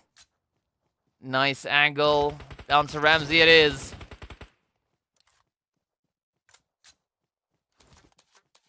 And that is it. Right, Ramsey not going to survive as Kahlua follows through. Vampires now just draining the life out of the opposition here. Where he sat on 9 eliminations. XENON sitting on 11. So very impressive step up going through here from the Vampires and XENON. XENON yet to find themselves a winner chicken dinner on here. Vampires, they've already had one. Oh. Oh, Rami though. Coming through with those DBSs. But Gary Boy with the quick defense coming through with that lovely M4. Now down to the final 5 teams we go. It's going to be Wave all the way on that far western side. Still have your fours hanging in the wing, but Gary Boy now will be found by Malik. As the contention for the east continues. Malik now trying to expand their reach, trying to expand the options. Looking to see if they can leverage that down onto the side of XENON.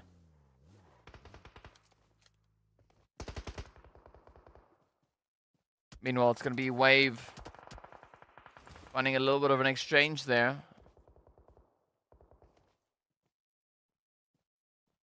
It's a very, very jam-packed zone.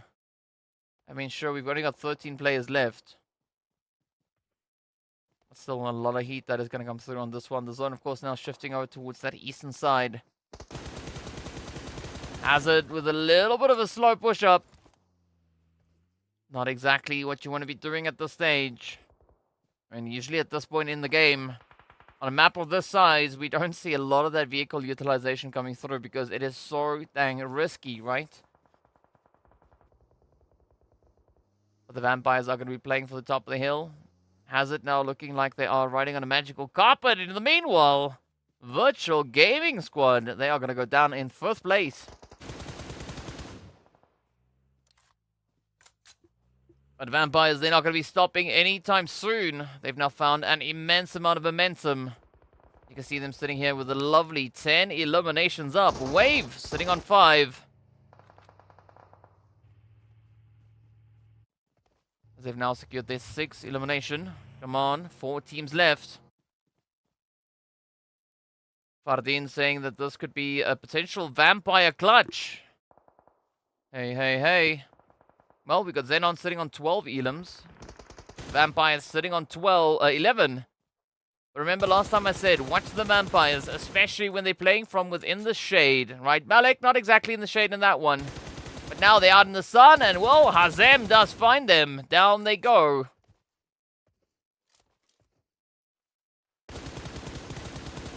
Great play here from Hazem. Good follow through. As Wave now are down to 1. So it's a 1v1, 2v2. XENON and the Vampires holding on to those duos. And we've got Arab Golden and Wave left with the solos, but some pretty decent elimination counts coming through here. 5 to Arab, 6 to Wave, 11 to Vampires, and 13 to the side of XENON. Oh, Hardy though.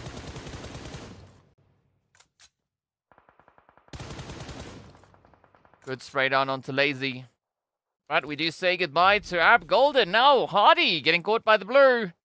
Oh, this could be tickets. Not quite yet, but it could be happening soon. Yes, sir. There we go. The end of the match is in sight as the blue zone just absolutely obliterates everybody else. The Vampires. Well, Fardin, you were right on the money. Well done. Good prediction. That is going to be the Vampires stealing the show as they close it up with a very lovely and comfortable 13 eliminations in 1885. That's when they started playing PUBG, back in 1885. Right, and they've just been draining the opposition ever since. So well done, good play. Vampires stepping up at the end of the day. Exactly what we want to see. But it's been an exciting day so far. I mean, day number 4 coming to a very cool end. I mean, RUKH Esports closing up the performance here. Not having the craziest run, but still playing a good game. That has now awarded them 51 total points for the day. Greedy coming through on 45 points. As I mentioned before, the World of Battle ending their play on 43. And XENON ending on 42. So a very high climb, at least for our top 4 teams. You could add a wave to that as well. But what we are going to be adding to this is the highlights.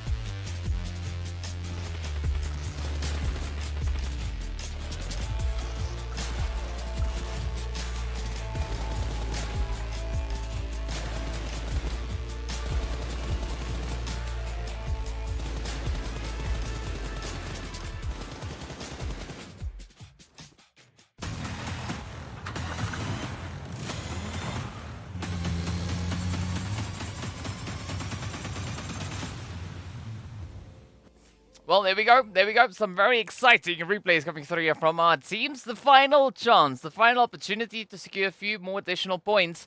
But, yeah, as we saw, a very, very exciting ending coming through here with the Vampires getting themselves a very glorious winner-winning chicken dinner. 13 eliminations, but XENON also finishing on 13 eliminations. So a very exciting one indeed. But what was interesting is the XENON, well, they didn't get into second place. They fell in third, right? Wave Esports managing to class themselves the second place finish. But that was a very quick end at the end, right? The blue zone just doing some crazy damage and the players just falling all over the place. But of course, well, we are going to be taking a look at our MVPs over here. It's going to be Sengate taking the most eliminations, 2 of which has come through from utility usage. And then, of course, we got Malik securing themselves the most damage as well as the longest range hits. And then, of course, we've got Amjid there. Traveling nearly 5 kilometers in this past match. But yeah, very exciting stuff. Gotta love all these plays indeed coming through from them. Let's take a look at what else we'll be having a look at here.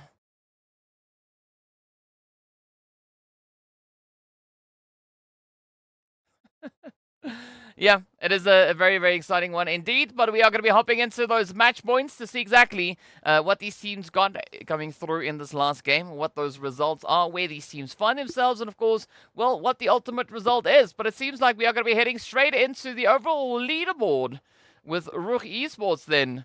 Well, uprooting the side there of RUKH, sitting 2 points ahead of them. So a very, very exciting play coming through here from them, as they've now been able to dethrone the push coming through from the side of RUKH. So gotta love all these plays. Well, yeah, FALCONS White still holding on to third place. XENON now jumping up 4 positions all the way into 4th place with the Virtual Gaming Squad then secured, still all the way in 5th. We did see Clear Vision stepping up 1 slot into 8th. Wave jumping up 2 all the way into 9th. And the Vampires, as a result of this winner chicken dinner, also then jumping up 2 slots. So gotta love it. Very, very exciting ones. But of course, then we are here onto the last bit of the page. So Mo Esports, no change obviously because they weren't playing this last match. Castle Black though, still going to be staying in exactly the same spot. So no change here between 18th, 19th and 20th place. We did see Jack Digger and Arab Golden move down 1 slot each as a result of Vampires then climbing all the way up into that 15th position.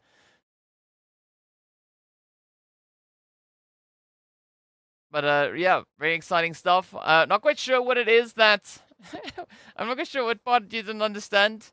if you can't read the stuff, ask me and I'll tell you what it was. I'm trying my best to translate the Arabic that I can see on screen. The bits I know where they are and what it says over where. That I'm trying to translate. But yes, a few of the other things, we just take it as it comes. But again, a very exciting day number 4 coming through. Now that leaves us only with tomorrow. Tomorrow is going to be day number 5. We're going to have 6 matches tomorrow, right? So at the end of the day tomorrow, after our 5 matches have been played, the top 12 teams are going to be moving over onto BLVK to play that bonus match. So tomorrow there's going to be a race for the top 12. As we saw looking at the point situation, there is a bit of a gap between 11th and 12th place, right? So there's a 13-point gap. Between the Black Hand and Superpower, but looking at Superpower and the rest of the teams below them, there's not too much of a difference with regards to these points, right? So anything from 12th place all the way down to 17th can easily change up in tomorrow's 5 matches. So I think it's going to be quite exciting to see exactly who will be our top 12 teams moving through into the final match of the day. And of course, on that one, we are going to be ending it here for today as well. So be sure to join us back again for tomorrow for all the insane, crazy PUBG Mobile action. And of course, the last day of phase number 2. Until then, stay fresh, stay frosty, and we'll see you all back again later.